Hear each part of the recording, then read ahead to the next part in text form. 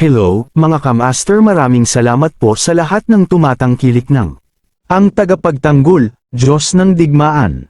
Paki-follow and subscribe mga master para sa mga susunod pang mga kabanata. Ang tagapagtanggol, Levi Garrison. Ang pagbabalik ng Diyos ng Digmaan. Kabanata 1301. Ito ay dapat na isang pagpupulong ng pamilya, ngunit hindi nila isinama sina Aaron at Caitlyn. Natatakot silang salungatin ng dalawang ito ang kanilang landas. Gayunpaman, ang mga salita ni Zoe ay nagdulot ng pagkunot ng noo sa mga kilay ng lahat. Anong meron sa iyo? Sumang-ayon ang lahat. Sino ka sa tingin mo? Wala ka sa lugar para ipagkanulo ang buong pamilya mo. Nagalit sina Meredith at Harry sa walang humpay na pagtutol ni Zoe.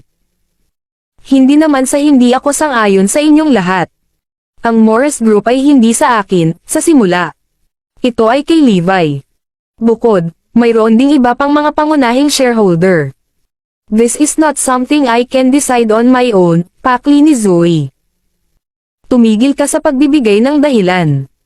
Nasa ilalim mo pa rin ang kumpanya kahit na kay Levi. Asawa mo siya, kaya kailangan mong magdesisyon para sa kanya sa kalagayan niya ngayon. Ang malupit na pananalita ni Jenny ay ikinagalit ni Forlivia. Huwag mong pagsalitaan ng ganyan ang mama ko. Samantala, napangiti naman si Zoe na nakikinig sa kanilang mga sinasabi.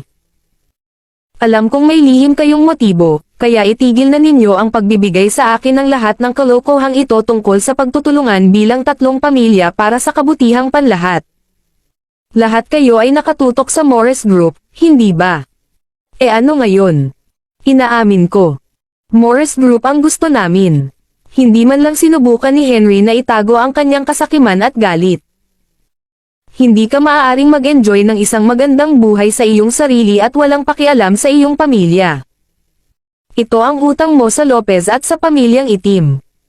Alam nilang hindi na nila may tatago ang kanilang tunay na kulay. Kaya't walang kahihiyan silang nagpahayag tungkol sa kanilang kahilingan, ngunit si Zoe ay determinado sa pagtatanggol sa kung ano ang kanya. Kung gayon, hayaan mo akong sabihin ito minsan at para sa lahat. Walang paraan na isuko ko ang Morris Group.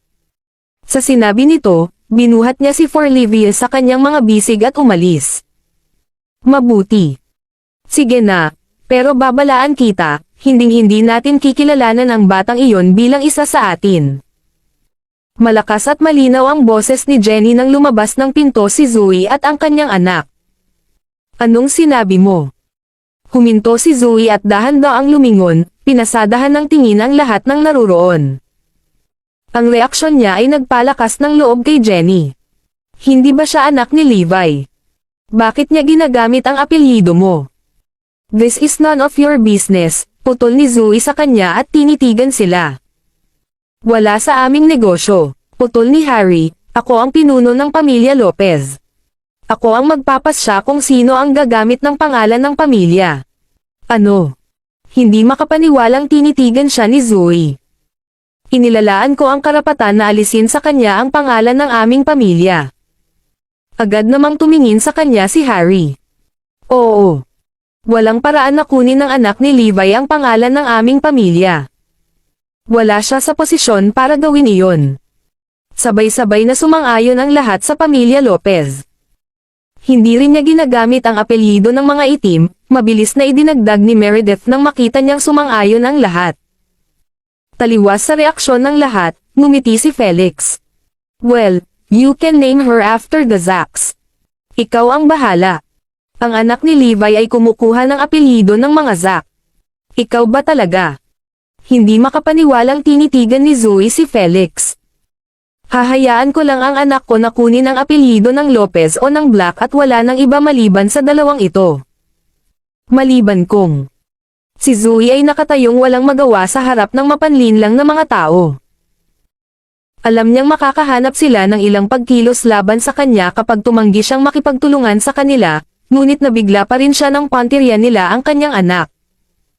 Dahil matigas ang ulo nila tungkol sa hindi pagmamana ni Forlivia ang pangalan ng pamilya ng mga itim o ng mga Lopez. At magiging tutawa-tawa para sa kanya na kunin ang anumang pangalan ng iba pang mga pamilya, si Zoe ay nahuli sa isang malagkit na sitwasyon. Sa gayon, maaari na lamang niyang hayaan na si Forlivia ang kumuha ng pangalan ng pamilya ni Levi. Isa siya sa mga Garrison, ngunit agad na naalala ni Zoe ang babala ng pamilyang Garrison. Sinabi nila na ang mga anak ni Levi ay hindi dapat pahintulutang kunin ang kanilang pangalan ng pamilya. Kaya, ito ay hindi kailanman isang opsyon. Ito ay maliwanag na nais nilang ma-corner si Zoe hanggang sa wakas. Well, Zoe, may daan palabas.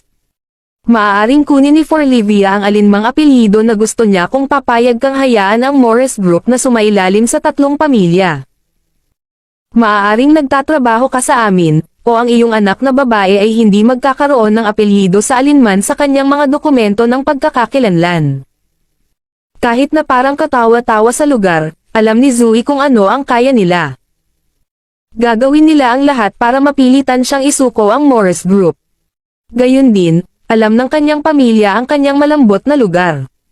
Kaya naman ginamit nila ang kanyang anak bilang kanilang bargaining chip. Paano mo nagawa sa akin ito? Nena si Zoe sa pressure. Hoy, huwag mong ipamoka na binubuli ka namin. Walang paraan na hinahayaan natin ang isang baldado na mamuno sa kumpanya. Mommy, gusto kong kunin ang apelyido ni Daddy. Sa wakas ay nagsalita ang babaeng kayakap ni Zoe. Alam niyang sinusubukan nilang takutin ang kanyang ina, at hinding-hindi niya iyon papayagan. Natawa si Meredith matapos marinig ang batang hiling ng dalaga. Gusto mong maging isang Garrison? Oo naman. Naghukay ka lang ng sarili mong libingan. Tingnan natin kung ano ang gagawin ng pamilya sa iyo. Napangiti ng masama ang lahat ng magsalita si Meredith. Wala silang gagawin sa atin. Takot sila kay Daddy. Siya ang Diyos ng digmaan. Alam ni Forlivia na lilipat ang mga Dragonites sa utos ni Levi. Para sa kanila, siya pa rin ang Diyos ng digmaan. Hindi lang iyon, ngunit nahuhulaan din niya kung ano ang nakatakda para kay Tyrone at sa angkan ng Garrison. Kung ang angkan ng Garrison ay natatakot kay Levi, wala nang iba pang makakapidyo sa kanya na maging isa sa pamilya. Ang sinabi ni Forlivia ay tila isang biro para kay Meredith at sa iba pa, ngunit ito ang katotohanan. Ha? Ano ang sinabi sa iyo ng iyong ama, ha? Na siya ang Diyos ng digmaan. Siya ay may kapansanan. Ito ang pinakawalang hiya na bagay na narinig ko. Ang buong Erudia ay mapapahiya kung siya. Si Windsor ang nag-iisang Diyos ng digmaan dito. Sino sa tingin mo ang tatay mo? Nanunuya si Meredith habang lumingon sa lahat, hindi ako makapaniwala na tinuruan ni Levi ang kanyang anak na magsinungaling. Isang malakas na tawanan ang umalangaw-ngaw sa mga miyembro ng pamilya. Tumigas ang mukha ni Zoe nang magsimulang punahin ni Meredith ang pagiging magulang ni Levi. Sa kabila ng nagngangalit na galit sa pagsaway ni Meredith, hindi pa rin nasisiyahan si Zoe kay Levi. Bakit niya sinabi kay Evie na siya ang Diyos ng digmaan? Wala na siya. Bata pa si Evie, kaya talagang kukunin niya ito para sa katotohanan. Alam din ba niya ang ginagawa niya? Baka mauwi sa gulo ang bata. Mommy, gusto ko talagang maging Garrison. I insist. Ang boses ni Forlivia ay nagpabalik kay Zoe sa realidad. Kailangan niyang gumawa ng desisyon sa sandaling ito. Tere, Zoe, wala tayong buong araw. Kailangan mo ring isipin ang iyong anak. At saka, hindi naman masama na magkaroon ng Morris Group bilang bahagi ng plano ng tatlong pamilya na patatagin ang ating impluensya. Makikinabang ka pa rin dito. Ituturing din si Forlivia na parang isang munting prinsesa sa lahat ng pamilya, kaya win-win situation ito. Napailing si Zoe habang sinimulan siyang hikayatin ni Meredith at ng iba pa. Kung tutuusin, ayaw niyang walang anumang family name si Forlivia. Hindi niya kayang gawin ang sarili niya. Pag-iisipan ko, sa wakas ay sumuko si Zoe. Wala siyang magagawa sa harap ng napakalamig na pusong ito. Sinamantala nila ang kasawian ni Levi at pinilit siyang ibigay ang isa sa kanyang mga bato. Ngayon ay pinalawak pa nila ang kanilang mga kuko sa Morris Group. Hindi makapaniwala si Zoe na sila talaga ang kapamilyang kinalakihan niya. Nakalimutan niya na ang mga ugnayan ng pamilya ay wala sa mga kilalang pamilyang ito kapag gusto nilang ituloy ang kanilang sariling mga interes. Kung bibigyan siya ng pagpipilian, mas gugustuhin niyang ipanganak sa isang karaniwang pamilya. Mayroon kang isang araw para magpasya, o makikipag-usap tayo sa mga awtoridad at papalitan ang kanyang pangalan. Pagkatapos noon, dinala ni Zoe si Forlivia at umalis nang walang sabi-sabi. Pagdating niya sa bahay, sa isang sulyap lang ay nasabi na ni Levi na may mali. Anong problema? Napabuntong hininga si Zoe at ikinwento ang lahat ng nangyari. Nagalit si Levi nang marinig niya ang nangyari, ngunit mabilis siyang kumalma at inisip na hindi ito ganap na masamang bagay. Fine, pwede niyang kunin ang apelyido ko. Sa kabila ng pakiramdam na napahiya ng mga pamilya, nakita ito ni Levi bilang isang pagpapala sa disguise. Lihim niyang hiniling na si Forlivia ay opisyal na maging bahagi ng kanyang pamilya. Kaya lang hindi niya sinabi kay Zoe ang tungkol dito. Masyado na siyang maraming pinagdaanan dahil sa kanya, at ayaw na niyang mabigatan pa siya. Kaya naman hindi siya tumutol ng kunin ni Forlivia ang apelyido ni Zoe. Ang mga aksyon ng tatlong pamilya ay natupad lamang ang kanyang nais, ngunit nakiusap si Zoe na mag-iba. Nakalimutan mo na ba ang sinabi ng mga garrison? Sinabi nila na gagawin nila ang lahat para mapigilan ang Forlivia na gamitin ang kanilang pangalan ng pamilya. Lubos niyang batid na gagawin nila ang lahat para hindi isama ang kanyang anak sa pamilya. Sinubukan pa nilang patayin si Levi noong sanggol pa ito. Maliwanag na ganoon din ang gagawin nila kay Forlivia. Wala silang lakas ng loob na gawin iyon, malamig na sabi ni Levi. Nasa kanyang mga kamay ang buong pamilya, at madali niyang natatanggal ang anumang mga alituntunin ng pamilya. Kaya, wala silang sinabi tungkol sa apelyido ni Forlivia. Napaawang ang labi ni Zoe at napailing sa pagmamatigas ni Levi. Siya nga pala, itigil mo na ang pagtuturo kay Evie ng mga kakaibang bagay.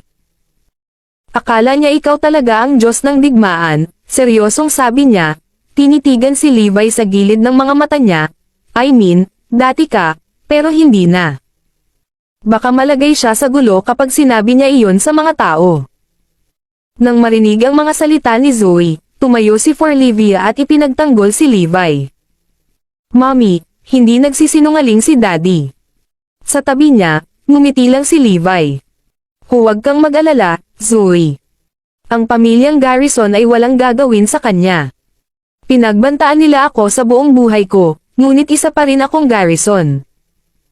Sumimangot ang mga noo ni Zoe habang nag-aatubiling ngumunguya sa mga sinabi nito. Bagamat totoo ang sinabi ni Levi, naisip pa rin ni Zoe na hindi iyon ang pinakamagandang arrangement. Kung tutusin, kilala ang mga Garrison sa pagiging malupit at tuso. Magtiwala ka lang sa akin dito, Zoe. Wala talagang magiging problema sa pagiging Garrison ni Forlivia. Anyway, hindi ito para sa talakayan.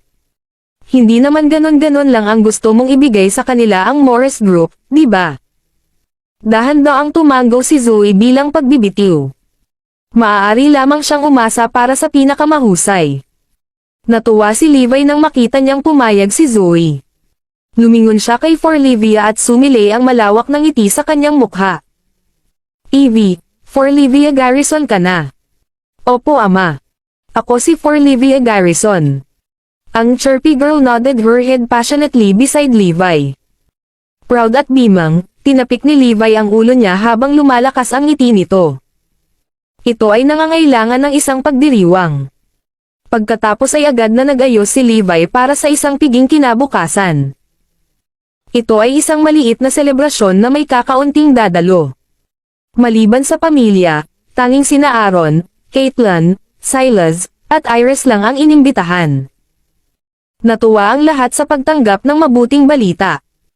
Bagaman naisip ni Aaron at Caitlin na dapat maglaan ng mas mahabang panahon ang mag-asawa para pag-isipan ang bagay na iyon, masaya pa rin sila para sa kanila. Habang ang lahat ay nagsasaya sa pagdiriwang, dumating ang mga tao mula sa mga pamilyang Lopez, Black, at Zack. I can't believe you still have the mood to celebrate, Zoe, sabi ng isa sa kanila. Lumapit si Meredith at ipinakita ang kanyang nakakaakit na ngiti. Bakit hindi mo inimbitahan ang sarili mong pamilya? Mabilis na humingi ng tawad sina Aaron at Caitlin.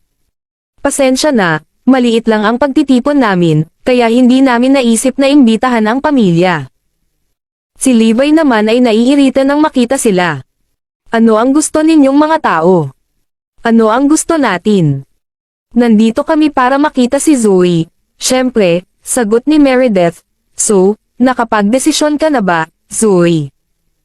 Nakatingin ang lahat kay Zoe habang naghihintay ng sagot ang lahat. Kukunin ni Evie ang apelyido ng kanyang ama. Nanlaki ang mga mata ni Meredith sa gulat. Ano? Baliw ka ba?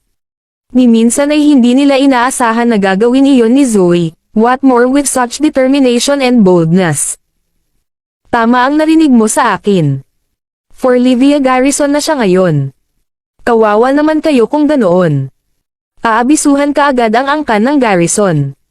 Ngumisi si Levi at ipinikit ang mga mata. Sige, sabihin mo sa kanila.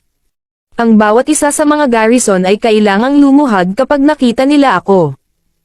Natigilan ang lahat sa kanyang kapangahasan. Alam din ba niya ang sinasabi niya? Kailangang lumuhad ang mga Garrison sa harap niya. Siya ay baldado. Ano ang isang mapangarapan? Maging si Zoe ay nakaramdam ng hiya sa kanyang walang habas na pahayag. Para kay Zoe, si Levi ay dating Diyos ng digmaan, ngunit hindi na ngayon. Ha? Ikaw at ang iyong mga banta. Sige, iuulat ko ito ngayon din. Tingnan natin kung ano ang gagawin nila sa inyong lahat. Galit na galit si Meredith nang makita ang walang awa na ugali ni Levi. Sinabi niya sa sarili na gagawin niya ang lahat para mailagay sila sa kanilang lugar. Gawin mo lahat ng gusto mo. Nagkibit balikat si Levi nang makitang nag-aapoy siya sa galit. Oo. Gawin mo lahat ng gusto mo. Walang magpapalit ng pangalan ko sa pagkakataong ito. Sinuportahan ni Forlivia ang paninindigan ni Levi. Kasama ang kanyang sariling anak na babae at asawa sa parehong panig, kaagad na tumayo si Zoe sa tabi nila at pumanig sa kanila. Kasunod nito, hinabol niya si Meredith at ang lahat sa labas ng bahay bago bumalik upang ipagpatuloy ang kanilang pagdiriwang. Habang kumakain ang lahat, lumapit si Zoe kay Levi at mamulong sa tenga. Dapat ba nating palitan din ang pangalan ni Evie? Ayos lang. Sa tingin ko ayos lang si Forlivia. Ang pangalang ito ay isang paalala para sa akin na protektahan at pahalagahan pareho ka at ang aming anak na babae.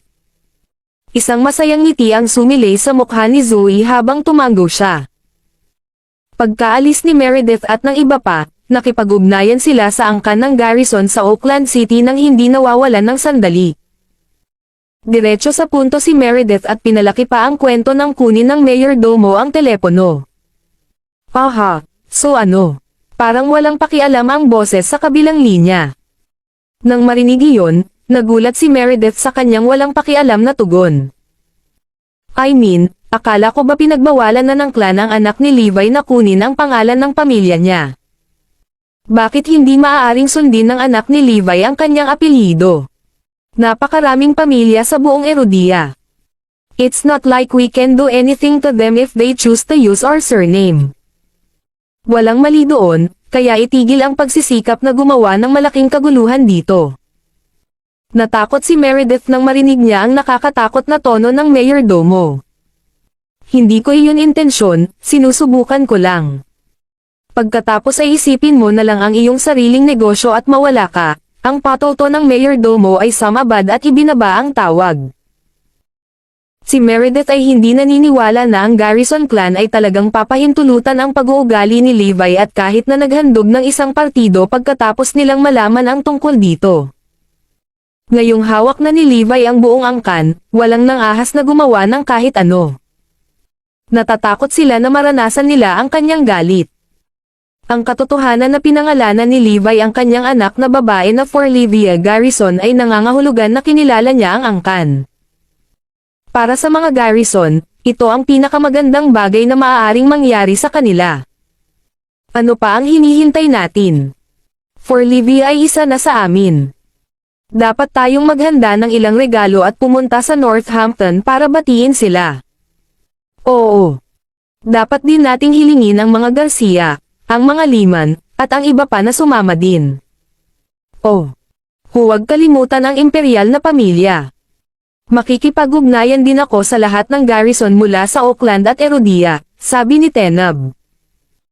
Ngayong nagsalita na maging ang pinakamatanda at pinakamakapangyarihang lalaki sa pamilya, kumilos na ang lahat. Ito ang tanging pagkakataon ng angkan na makasama sa mabuting panig ni Levi. Nasa kamay na ni Levi ang kapalaran ng buong angkan, kaya kailangan nilang tiyakin na ang lahat ay nasa lugar na pabor sa kanila.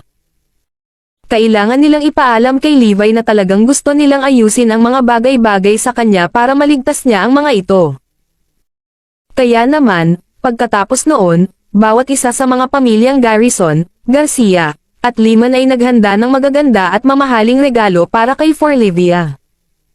Walang sabi-sabi na labis na nabigla si Meredith. Hindi niya alam na sineseryoso ito ng lahat. Daan-daan at libu-libong tao mula sa mga maimpluwensyang pamilya mula sa Erodia ang nagsama-sama sa pagdiriwang. Dumating sila mula sa bawat sulok upang batiin ang anak na babae ng Diyos ng Digmaan sa araw na pinalitan niya ang kanyang apelyido. Ang elemento ng sorpresa ay nasa katotohanan na si Levi ay baldado na. Hindi may pinta ni Meredith ang kanyang ulo kung bakit mataas pa rin ang pagpapahalaga at paggalang sa kanya. Hindi niya alam, kahit na may kapansanan si Levi, mas malakas siya gaya ng dati. Si Forlivia ang anak ng Diyos ng Digmaan, at walang makakapidyo sa kanya na maging isang garrison. Sa sumunod na araw, nakatanggap ang Northampton Airport ng napakaraming notification tungkol sa mga pribadong jet na lumilipad papasok. Dumating ang mga tao mula sa buong bansa, lalo na mula sa Auckland City. Lumipad ang mga grupo ng mga maimpluwensyang tao sa kanilang mga pribadong eroplano, at mabigat ang trapiko sa paliparan. Ang mga luxury limousine ay nakapark sa pick-up area habang naghihintay sa pagdating ng maraming kilalang tao.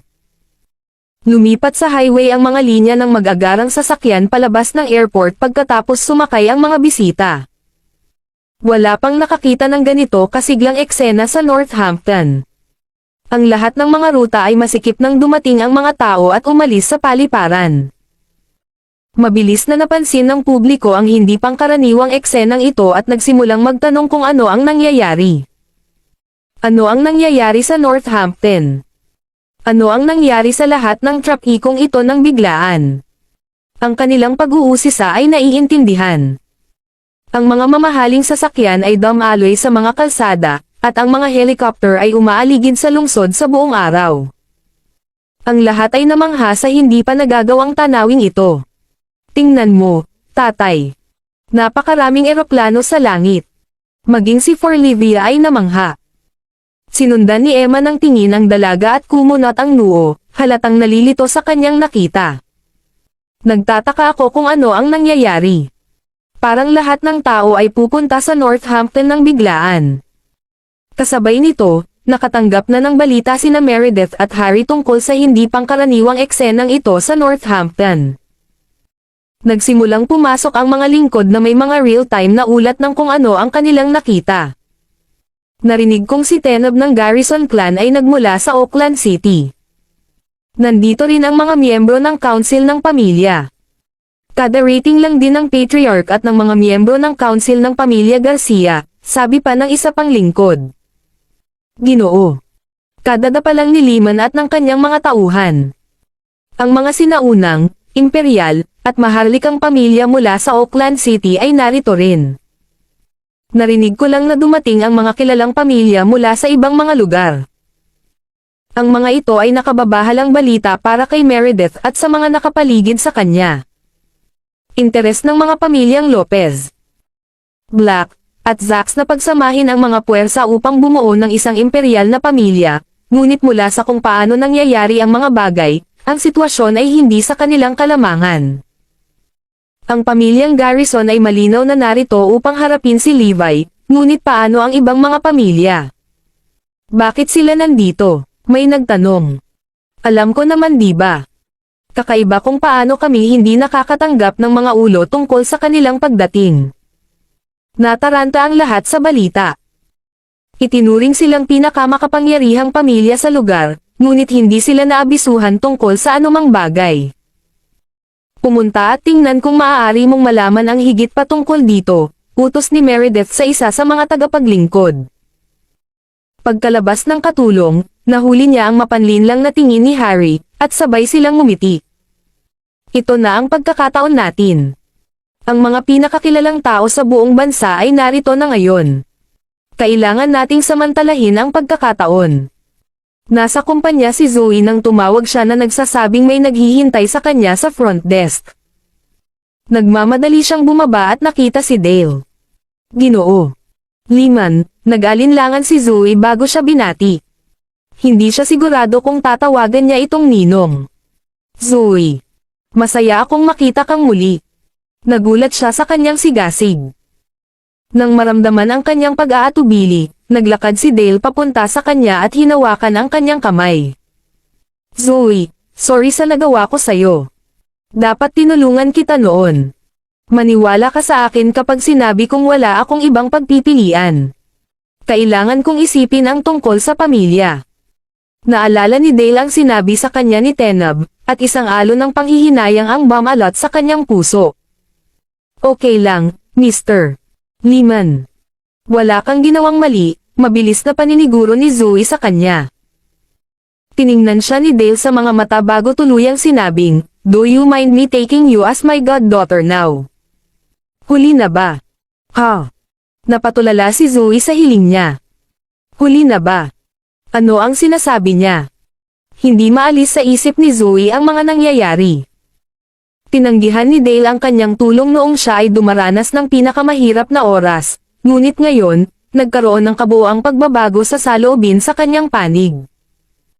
Nang papayag na si Zoe sa kanyang kahilingan ay napabuntong hininga ang matanda. Ayos lang. Alam kong wala akong kailangan para maging ninong mo. Alam kong disappointed ka sa akin. Ayos lang. Nandito lang ako para tingnan kung kamusta ka. Hindi ako dapat maghangad ng iba. Totoong hindi dapat maghangad ng higit pa si Dale. Hindi siya naglakas loob. Kung si Zoe ang naging Diyos-Diyos niya, nangangahulugan ito na kailangang tawagin siya ni Levi bilang kanyang Diyos Ama. Wala siyang lakas ng loob na gawin ang ganoong bagay. Ibinaba ni Dale ang kanyang ulo at tumalikod para umalis, iniwan si Zoe na nakatingin sa kanya, nalilito. Ano sa lupa ang nangyayari? Hindi lang ito ang nakapagtataka kay Zoe. Alam niya na ang ilan sa mga pinakaprestihiyosong pamilya sa Auckland City ay narito sa Northampton.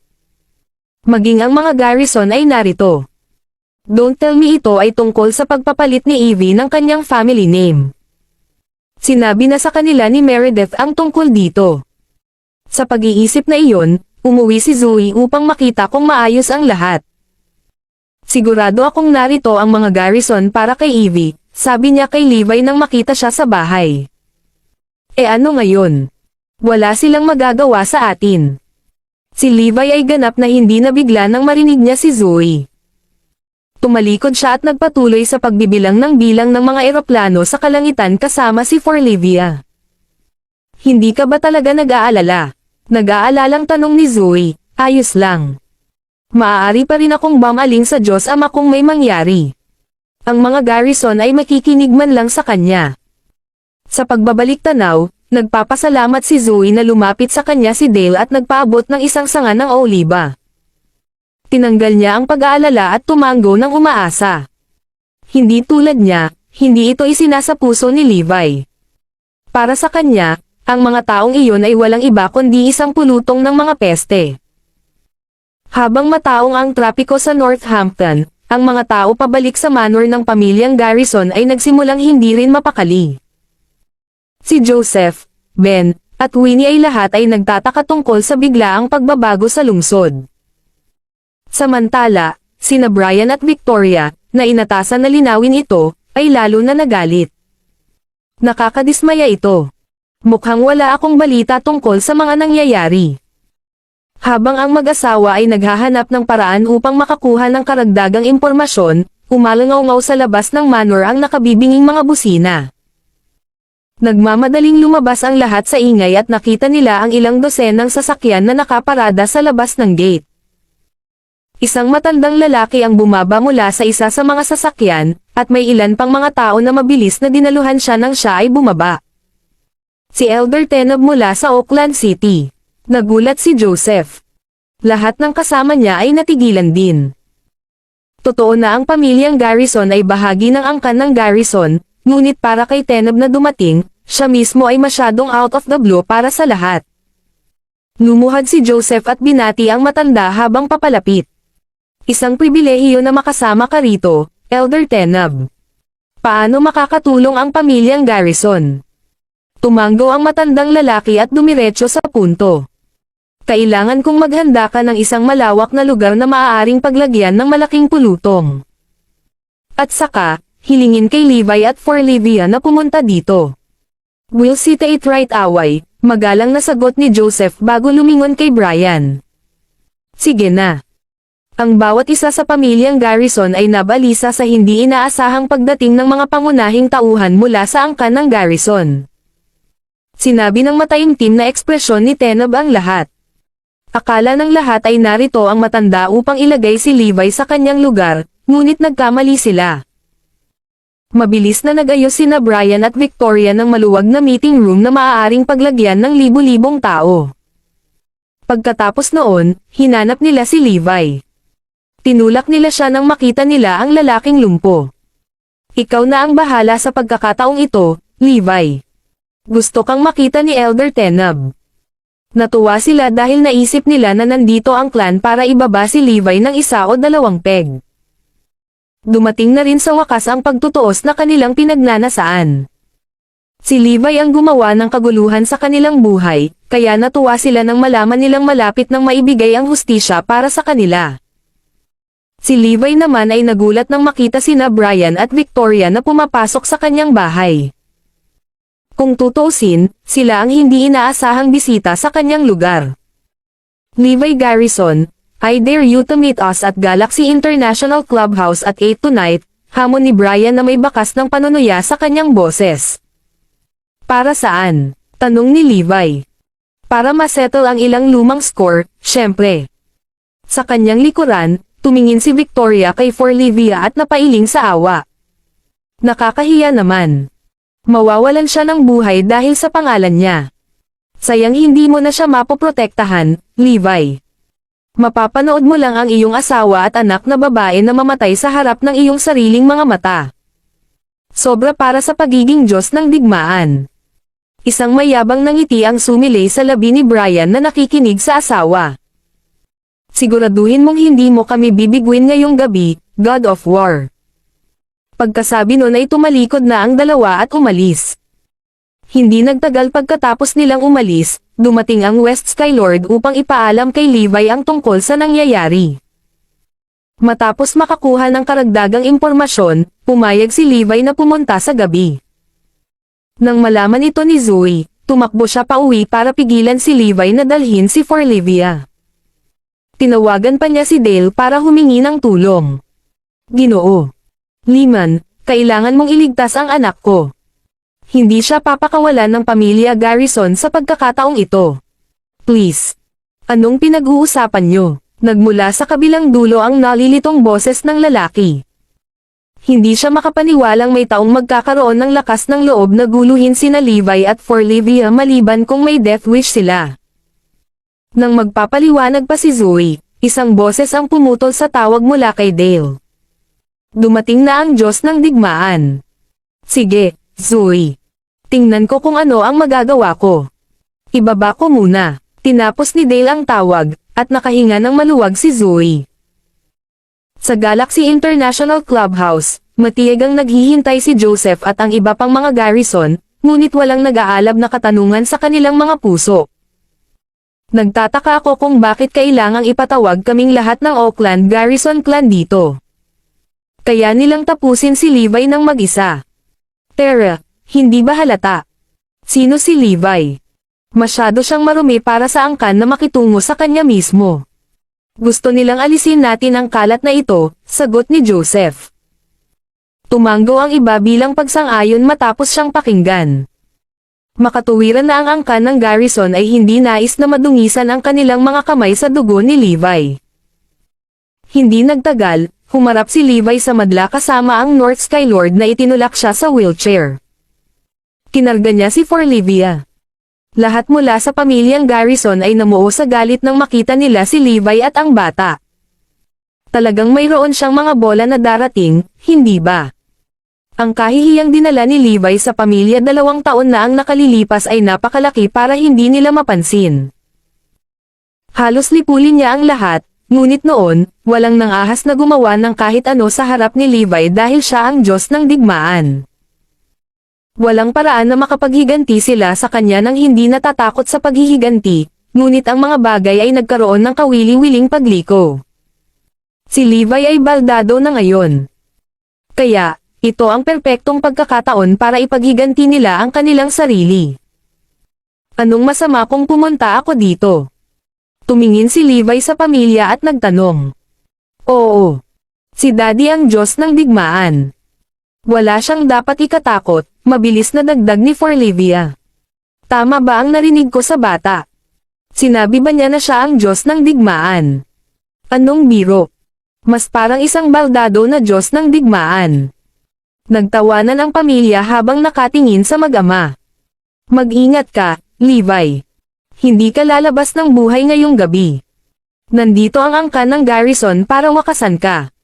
Sayang naman sa kanya. Sino ang nagtanong sa kanya na pangalanan ang bata sa pamilya? Sa wakas. Ang tagal kong hinintay ang sandaling ito. Sa wakas ay nililinas na ng angkan ang istorbo na ito para sa atin. Ang pamilyang Garrison ay hindi na makapaghintay na matikman ang sandali ng matamis na paghihiganti. Sila ay naghihingalo na makita si Levi na pinarusahan. Walang magagawa sa akin ang angkan, mahinahong sabi ni Levi. Nagdulot iyon ng isa pang alon ng malakas na tawanan mula sa mga Garrison.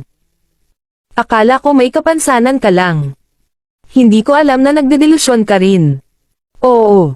Walang bagay na hindi pinangarap ng clan na gawin. Inilibot ni Levi ang kanyang tingin sa buong pamilya habang hinahaplos niya ang ulo ni Forlivia. Bibigyan ko ang lahat ng naririto ng huling pagkakataon para sa kapakanan ni Forlivia. Tanggalin mo na to bago pa ako mawalan ng pasensya. Sa likod ni Levi, nakangisi si North Sky Lord na nakatingin sa nagngangalit na mga tao. Mahuhuli na para humingi ng tawad. Seryoso ba siya? Si Levi ang dapat na nagmamakaawa para sa buhay niya ngayon, ganti ni Joseph. Pati sina Ben at Winnie ay pinagtawanan siya.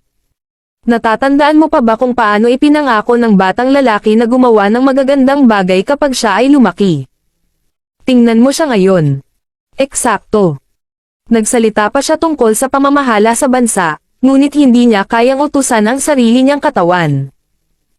Noong malusog pa si Levi, nakadapa sila sa harap niya sa takot, ngunit ngayon, wala na silang pakialam sa kanya.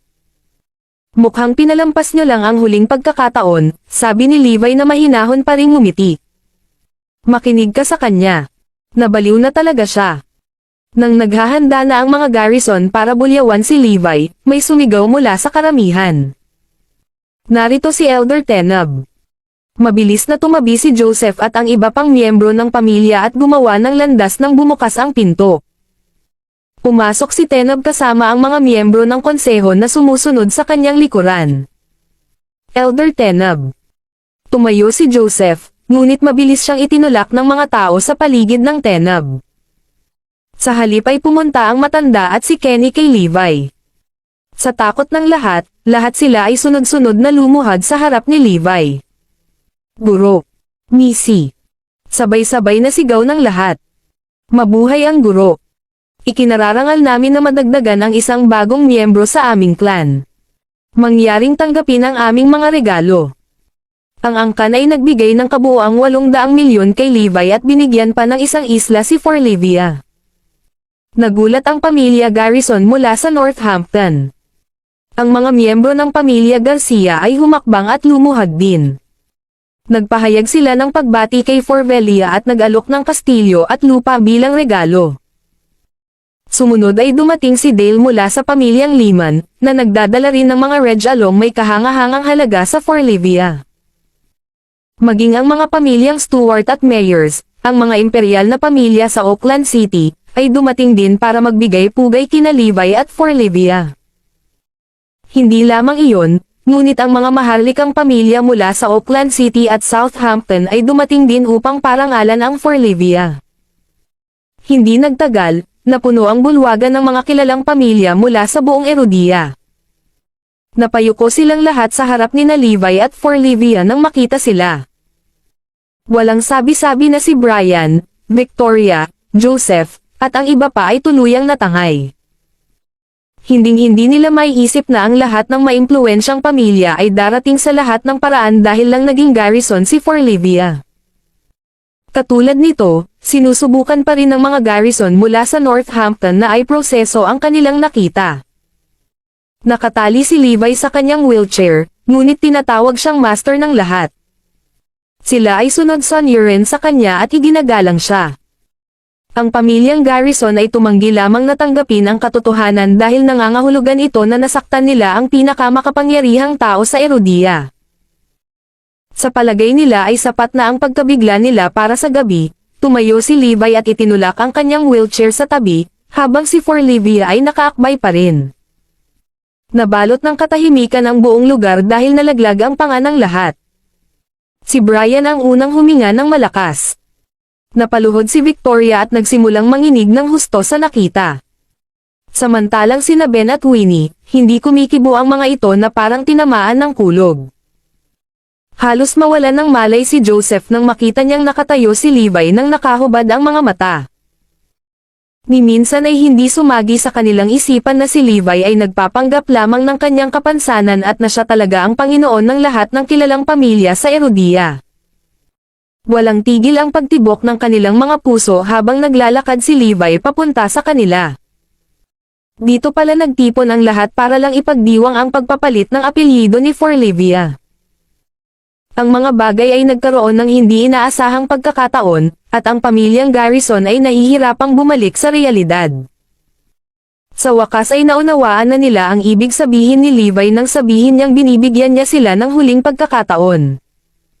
Anong nangyayari? Bakit lahat kayo nakayuko? Hindi na siya ang Diyos ng digmaan. Inalis na siya ni Windsor sa titulong iyon. Hindi makapaniwalang sigaw ni Ben at tinanong ang lahat. Matatanggap niya ang katotohanan na si Levi ay naglalagay ng isang harapan upang linlangan sila sa lahat ng oras na ito. Ngunit hindi iyon nagbago sa katotohanan na siya ngayon ay isang karaniwang tao. Walang paraan ang lahat sa Erudia ay dapat lumuhad sa harap niya. Ito ay walang kahulugan sa lahat. Tumangala si Tenob kay Ben at ngumiti ng matayog. Sino si Windsor? Pinatay ni Levi ang lahat ng kanyang mga amo. Kahit na ang Demon Blade, ang ultimate class warrior, ay hindi katugma kay Levi. Siya ang master ng The Calamity. Ang lahat sa Oakland City ay tinatanggap pa rin siya bilang ang Diyos ng digmaan. Ang balitang ito ang huling dagok para sa pamilyang Garrison. Si Levi pala ay mas malakas at mas makapangyarihan kaysa sa kanya. Kanina pa kasi siya nag-disguise. Kung alam nila ito ng mas maaga, sila ay bumangon mula sa abo tungo sa katanyagan tulad ng angkan ng Garrison. Levi, patawarin mo kami. Lahat sila ay nakaluhod na nagmamakaawa. Ibinagsak nila ang kanilang mga ulo sa malamig na matigas na lupa na sinusubukang humingi ng awa sa kanya. Dapat maging bulag tayo para maging napakawalanjiya. Maawa ka sa amin. Thud. Thud. Thud. Nabahiran na ng dugo ang kanilang mga noo sa patuloy na paguntog, ngunit hindi sila tumigil. Alam nilang kailangan nilang ipagpatuloy ang paghingi ng awa hanggang sa pagbigyan ni Levi. Malinaw na binigyan niya sila ng pagkakataon.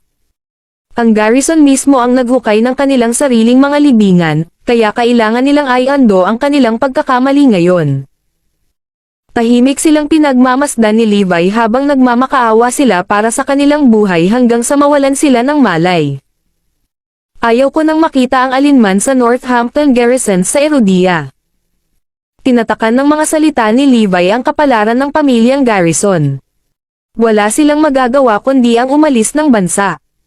Nagmarka ito ng pagtatapos ng buong pamilya. Sa kabilang panig, sina Meredith, Harry, at Anggang ay sumugod sa Galaxy International Clubhouse matapos malaman na ang lahat ay nagtipon doon. Kumulo ang dugo nila sa tuwa nang makita ang mga sasakyan at helicopter sa labas ng venue.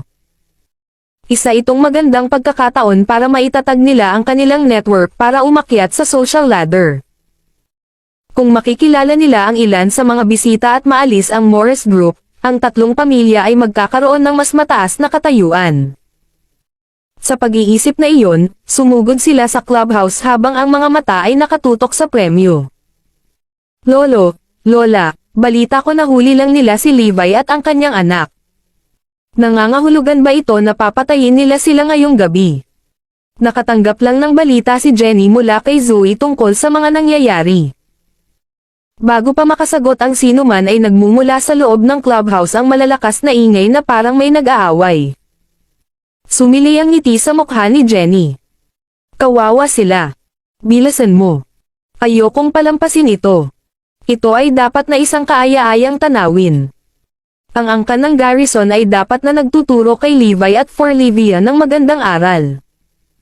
Sa kanilang pagkadismaya, ang kanilang makikita ay hindi ang kanilang inaasahan. Humigit kumulang 10 tao ang nakaluhod na humihingi ng tawad. Kinakatok nila ang kanilang mga sugatang ulo ng napakalakas na ang lupa ay namumula na sa dugo. Ganun pa man, wala ni isa sa kanila ang tumigil bagamat nakalabas na ang kanilang mga laman. Ang ilan sa kanila ay nahimatay pa sa lupa. Naalarma si Meredith at ang iba pa nang makita ang malagim na tanawin. Nanlamig ang kanilang mga likod, at nagsimula silang manginig. Ano ang nangyayari? Akala nila pinaparusahan ng angkan ng Garrison ang pamilya dahil sa ginawa ni na Levi at for Livia. Maawa ka sa amin. Si Joseph ay nakikiusap pa rin kay Levi kahit na ang kanyang mukha ay puno ng dugo, at ang kanyang boses ay lumalamig. Wala pa ring ideya si Meredith tungkol sa totoong sitwasyon. Pinandilatan niya si Levi nang makita niya ang kaawa-awang maraming nasaktan at nasugatan. Anong jinx? Bakit kailangan niyang pahirapan ang buhay ng lahat? Tingnan kung ano ang pinagdadaanan niya sa kanyang pamilya. Tignan mo ang mapang asar niyang mukha. Hindi ako makapaniwala na nakaupo pa rin ang lalaking ito sa kanyang wheelchair habang ang kanyang mga matatanda ay nakatayo sa kanilang mga paa. Wala siyang respeto sa matatanda. Sinugod ni Meredith sina Levi at for Livia at hinampas sila. Ano sa tingin mo ang ginagawa mo habang nakaupo dito? Lumuhad ka at humingi ng tawad sa iyong pamilya. Oo. Dapat kang umamin sa iyong pagkakamali. Huwag mo lang hayaang sisihin ka ng iyong pamilya. Ikaw at ang anak mo ang nagdulot ng kaguluhang ito, dagdag ni Harry. Bang! Kasunod ng malakas na kalabog, isang mesang kahoy ang nabasag sa malinis na kalahati. Galit na galit si Tenab. Sino kayong lahat para magsalita? Angal niya. Napatalon sina Meredith at Robert sa boses ni Tenab. Hindi nagtagal ay nasumpungan nila ang kanilang mga sarili sa ilalim ng pagkondena at galit na mga titig ng lahat ng naruroon. Ayaw mo na bang mabuhay? Alamin ang iyong lugar. Sinimulan ng mga tao ang pagtuligsa sa kanilang mga bastos na gawa, na naglagay sa 3 pamilya sa isang mahigpit na lugar. Tumingin sila sa paligid ng hindi mapakali at lumuhad, humihingi ng tawad. Patawarin mo kami. Hindi namin intensyon na makialam. Wala pa rin silang ideya kung bakit sila nagkaroon ng galit sa publiko. Akala nila ay dahil lumampas sila sa kanilang hangganan. Naisip nila iyon dahil lahat ng mga bisita ay may mataas na katayuan sa lipunan, kaya makatuwiran na dapat silang kumilos ng naaayon. Nang malaman nilang nagalit si Tenab sa kanilang kawalang galang, agad silang humingi ng tawad. Habang nagkakagulo, tumakbo si Zoe na may nakasulat na pag-aalala sa kanyang mukha. Ayaw niyang may mangyari kina Levi at for Livia. Natigilan siya nang makita ang napakaraming tao na nakaluhod. Ang tagapagtanggol, Levi Garrison, ang pagbabalik ng Diyos ng Digmaan. Kabanata 13:11. Teka, bakit nakaluhod ang mga Garrison? Pati ang pamilyang Black, Lopez, at Zax. Nasa gitna si Levi nang pumasok si Zoe. Parang lahat ng may kaugnayan kina Levi at for Livia ay pinaparusahan. Lumapit si Zoe kay Levi at sumigaw. Ano ang malaking bagay? Apelyido lang yan. Magpapalit na lang kami ng ibang family name kung seryoso ang lahat dito. Nakangiting nakatingin si Levi sa galit na galit niyang asawa. Tumahimik ka, Zoe. Walang makakasagabal sa desisyon natin. Pagkatapos noon, lahat ay nagpalitan ng hindi komportable na mga tingin. Totoong walang maglalakas loob na tumayo laban kay Levi. Sa kabaligtaran, talagang umaasa silang makukuha ni For Livia ang pangalan ng pamilya ng mga Garrison. Kaya naman, naisip nila na baka hindi maintindihan ni Zoe ang sitwasyon. Magsasalita pa lang sana si Tenab, pinalo siya ni Zoe. Itigil mo na, Levi. Hindi mo ba nakikita kung gaano kalubha ang sitwasyon? Natatakot si Zoe na baka lalong lumala si Levi kapag ipinagpatuloy niya ang kanyang pagsasalita. Walang makakaalis sa ganitong bilis. Ginoo. Liman, tulungan mo kami. Nangako kami na hindi na kami gagawa ng gulo. Nagulat si Dale sa kanyang likod. Bakit ka humihingi ng tulong sa akin? Si Levi ang may huling say dito. Walang lalaban sa kanya. Si Tenab ang unang nakakita kung ano ang eksaktong nangyayari. Sige. We'll let you lot of this once for Mr. Liman's sake, sabi niya. Oo ay sumasang-ayon. Nang sa wakas ay naunawaan na ng isa ang ginagawa ni Tenab, nagkakaisa silang sumang-ayon. Napagpasyahan nilang maglaro dahil may kaugnayan pa rin ito sa The Calamity, at ituturing itong classified information. Salamat. Salamat, Elder Tenab. Salamat, Mr. Liman. Pagkatapos noon ay mabilis na tinulak ni Zoe si Levi palabas ng clubhouse. Magwala. Sa likuran niya, ang boses ni Tenab ay tumagos sa bulwagan habang tinatitigan niya si Meredith at ang mga kasama niya. Agad silang tumayo at nagmamadaling umalis. Tulad ng para sa pamilyang Garrison, natitiyak ni Levi na titingnan ito ng iba pang mga pamilya na ginagawa nilang mahirap ang kanilang sarili. Nang sina Zoe at North Skylord ay pinasakay si Levi sa kotse, hinabol sila ni Meredith at ng kanyang pamilya. Sandali lang, sigaw ni Harry. Anong gusto mo? Naiinip na sagot ni Zoe. Tingnan mo ang ginawa ng asawa mo. Ni hindi niya kayang protektahan ang sarili niyang pamilya. Kailangan niyang umasa sa iyo para maalis siya sa sitwasyon. Inilalagay niya sa panganib ang lahat ng tatlong pamilya. Lalong namula si Henry sa kanyang mga sinabi. Lalaki ka rin ba? Kaawa-awa ka. Kailangan mong umasa sa isang babae upang linisin ang iyong shitty. Wala kang pride. Mas gugustuhin ko pang mamatay kung ako sayo. Tinuro ni Meredith ng daliri si Zoe nang hindi umimik sina Zoe at Levi. Maghintay ka na lang. Ang asawa mo at ang batang iyon ang mamamatay sa iyo.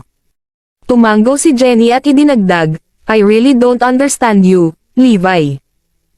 Iwanan mo na lang si Zoe at itigil mo na ang pagkalagkad sa kanya pababa kasama mo.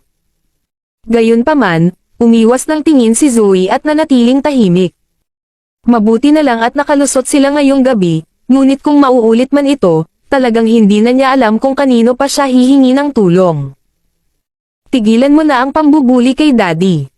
Bubugbugin niya kayo. Pinandilatan ni For Livia ang mga matatanda at sumigaw. Alam niya kung bakit nirerespeto ng lahat si Levi doon. Kung ipagpatuloy ng mga taong ito ang pag-uudyok kay Levi, sigurado siyang mabubugbog sila nito ng husto. Well, it's not like your daddy can do anything to us. Panoorin mo ako. Bago pa maitulak ni Sean si Levi, hinawakan ni North Skylord ang kamay niya at itinulak siya palayo. Napatras si Sean bago bumagsak sa lupa. Huwag mong isipin na makakatakas ka dahil lang sa may bodyguard ka. Mamamatay ka kung makakatagpo ka ng mas makapangyarihan balang araw, galit na sigaw ni Sean. Oo.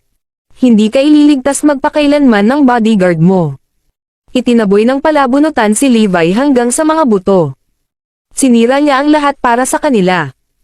Nandito sila para makilala ang mga pangunahing tauhan sa bansa, ngunit muntik silang mawalan ng buhay dahil kay Levi. Dahil sa pagkamuhi nila sa kanya, mapapalo sana siya kung hindi dahil kay Zoe. Ano ba, handa silang makipag-away sa North Sky Lord. Malinaw nilang minamaliit ang kanyang kakayahan at kakayahan. Wala siyang pangalawa maliban kay Levi sa The Calamity. Kung haharapin siya ng tatlong pamilya, hindi sila magkakaroon ng pagkakataon. Nang makitang ayaw gumalaw ng dalawang panig, minadali ni Zoe ang North Sky Lord para isakay si Levi sa kotse, at umalis sila kaagad pagkatapos. Parang ama parang anak. Magdadala lang sila ng malas sa mga tao sa kanilang paligid. Naikuyom ni Meredith ang kanyang mga kamao at sumigaw habang umaandar ang sasakyan. Isa itong once-in-a-lifetime na pagkakataon para makilala nila ang mga taong may pinakamataas na ranggo, ngunit sinira ni Levi ang lahat. Nang ang mga Lopez, ang mga Black, at ang mga Zack ay nahuli sa kawalang kasiyahan, isang grupo ng mga tao ang lumabas sa clubhouse. Mabilis silang gumawa ng paraan, ibinaba ang kanilang mga ulo nang hindi nagsasalita. Oh! Hindi tinanggap ni Missy ang mga regalo natin. Buwisit! Paano natin ito makakalimutan? Ito ang dahilan kung bakit tayo napunta dito. Missy. Sino si Missy? Bulong ni Meredith sa iba habang tumatakbo ang mga pag-iisip sa kanyang isipan. Kahit na ang mga matatanda ng mga sinaunang pamilya ay tinatrato siya ng may malaking paggalang. Sa wakas ay naisip ng tatlong pamilya na ginawa ng lahat ng mga pamilya na pumunta sa Northampton na huwag parusahan si Levi. Nandito sila para sa isang taong tinatawag nilang Missy. Sino ba talaga siya? Siya ay dapat na isang tao sa Northampton. Nagkatinginan sila at kumikinang sa kanilang mga mata ang bagong pag-asa. Nakakita na lang sila ng isa pang pagkakataon para isulong ang kanilang kurso. Dapat ba nating sundan sila at tingnan kung sino ang taong ito? Iminungkahi ni Meredith. Naisip pa rin nila na si Levi at Forlivia ay nahulog mula sa biyaya dahil pinayagan ni Levi si Forlivia na kunin ang apelyido ng Garrison. Oo, dapat nating tingnan ito, kaagad na sumang-ayon si Harry. Kapag nalaman nila kung sino ang taong ito, gagawin nila ang lahat sa loob ng kanilang kapasidad para makuha ang pabor sa kanya. Dahil dito, nakabuntot sila sa mga mamahaling sasakyan ng palihim na umalis. Gayunpaman, naramdaman ni Meredith na may nangyari habang patuloy ang paglalakbay. Ang daan patungo sa taong ito na tinawag nilang Missy ay tila pamilyar. Nang sa wakas ay huminto ang mga sasakyan sa harap ng manor ni Levi at Zoe, pareho silang nabigla. Ano? Bakit sila nandito? Hindi napigilan ni Jenny ang pagtataka. Ang iba ay labis na namangha at patuloy silang umiling sa hindi makapaniwala. Hindi kaya. May nagsasabi sa akin na hindi ito totoo. Patay na tayo. Tumangging maniwala ang tatlong pamilya sa nakita ng kanilang mga mata. Ang kotse ni Teneb ay nakapark sa malayo sa manor bago siya bumaba. Kaagad, ang mga lalaking nakamaskara sa itim na kasuotan na may dalang mga sinaunang punyal ay lumitaw sa harap ng karamihan. Ang kapahamakan. Anong ginagawa nila dito? Pinitik ni Meredith ang kanyang mga daliri nang makita niya ang mga lalaking nakaitim. So siya ang master ng The Calamity. Ito ay dapat, kung hindi, ang mga kilalang pamilya ay hindi man lang darating upang magbigay pugay. Kaya lumalabas na hindi sila nandito para kay Levi. Nandito sila dahil sa The Calamity. Sus! Halos akala ko nandito sila para makita si Forlivia. Ipinatong ni Jenny ang kanyang kamay sa kanyang dibdib, gumaan ang pakiramdam. Ang hitsura ng The Calamity ay tiniyak sa kanila na ang lahat ng mga pamilya ay wala dito upang makita si Forlivia. Ano ang nagdala sa iyo lahat dito? Tanong ng isa sa mga mandirigma ng The Calamity. Nandito kami para magpadala ng mga regalo kay Missy, sagot ni Teneb. Sige. Tatanggap tayo ng mga regalo sa ngalan niya. Pagkapasa ng mga regalo, umalis si Teneb at ang iba pa. Matapos ay dismiss ang mga tao, Umuwi si Meredith at ang iba pa nang hindi man lang napansin ang isang pares ng mga mata sa dilim. Bumalik sa normal ang buhay pagkatapos nito, ngunit ito lang ang kalmado bago ang bagyo. Ang mga tunay na kaaway sa likod ay sa wakas ay gumagawa ng isang hakbang. Ang pagbawi ni Levi ay magiging isang existential na banta sa kanila, kaya't hindi sila maaaring umupo lamang at walang magawa. Sa loob ng susunod na buwan, 37 grupo ng mga highly skilled fighters mula sa loob at labas ni Erudia ang nagpulong. Nandito silang lahat sa iisang dahilan, si Levi. Tungkol naman kay Levi, natutuwa siya na sa wakas ay nagpakita na ang kanyang mga tunay na kaaway pagkatapos ng mahabang paghihintay. Naglagay na ang Calamity ng isang walang kamali-mali na bitag na naghihintay sa kanila na pumasok. Nahuli silang lahat ng Calamity at nakarating pa sa utak sa likod ng kanilang balak. Hindi sila nagpakita ng awa nang makilala nila ang mga kontrabida. Tinanggal namin ang Windstorm Mercenaries.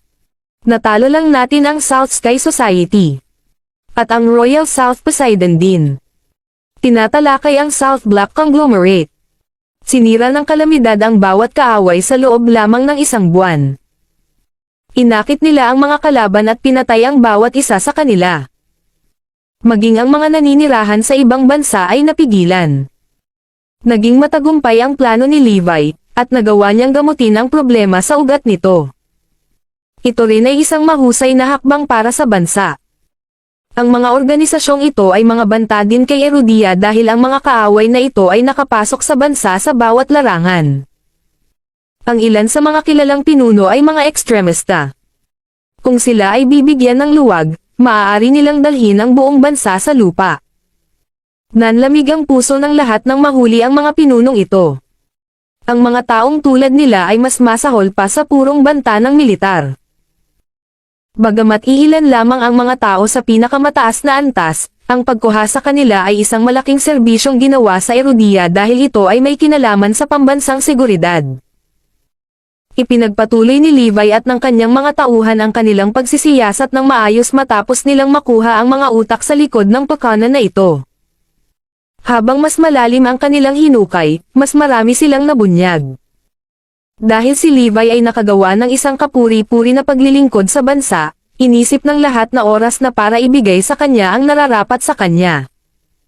Dapat ba nating ibigay sa kanya ang titulong God of War? Ano naman si Windsor? Iniisip ng lahat na siya ang Diyos ng digmaan. Ano ang mangyayari kung ibibigay na lang natin ang titulong iyon kay Levi? Oo, tama. Ano ang dapat nating gawin kung gayon? Hindi tulad ng maaari naming hilingin sa dalawa na labanan ang isa't isa para sa titulo. Nagkaroon ng mainit na debate tungkol sa isyong ito sa Erudia. Pinag-isipan ng mga pinuno ang ideya at isinasaalang-alang ito sa lahat ng anggulo. Pagkatapos ng lahat, ito ay hindi madaling desisyon. Alam mo ba? Mabibigyan na lang natin siya ng bagong titulo. Marami pa siyang nagawa para sa bansa kaysa sa Diyos ng digmaan.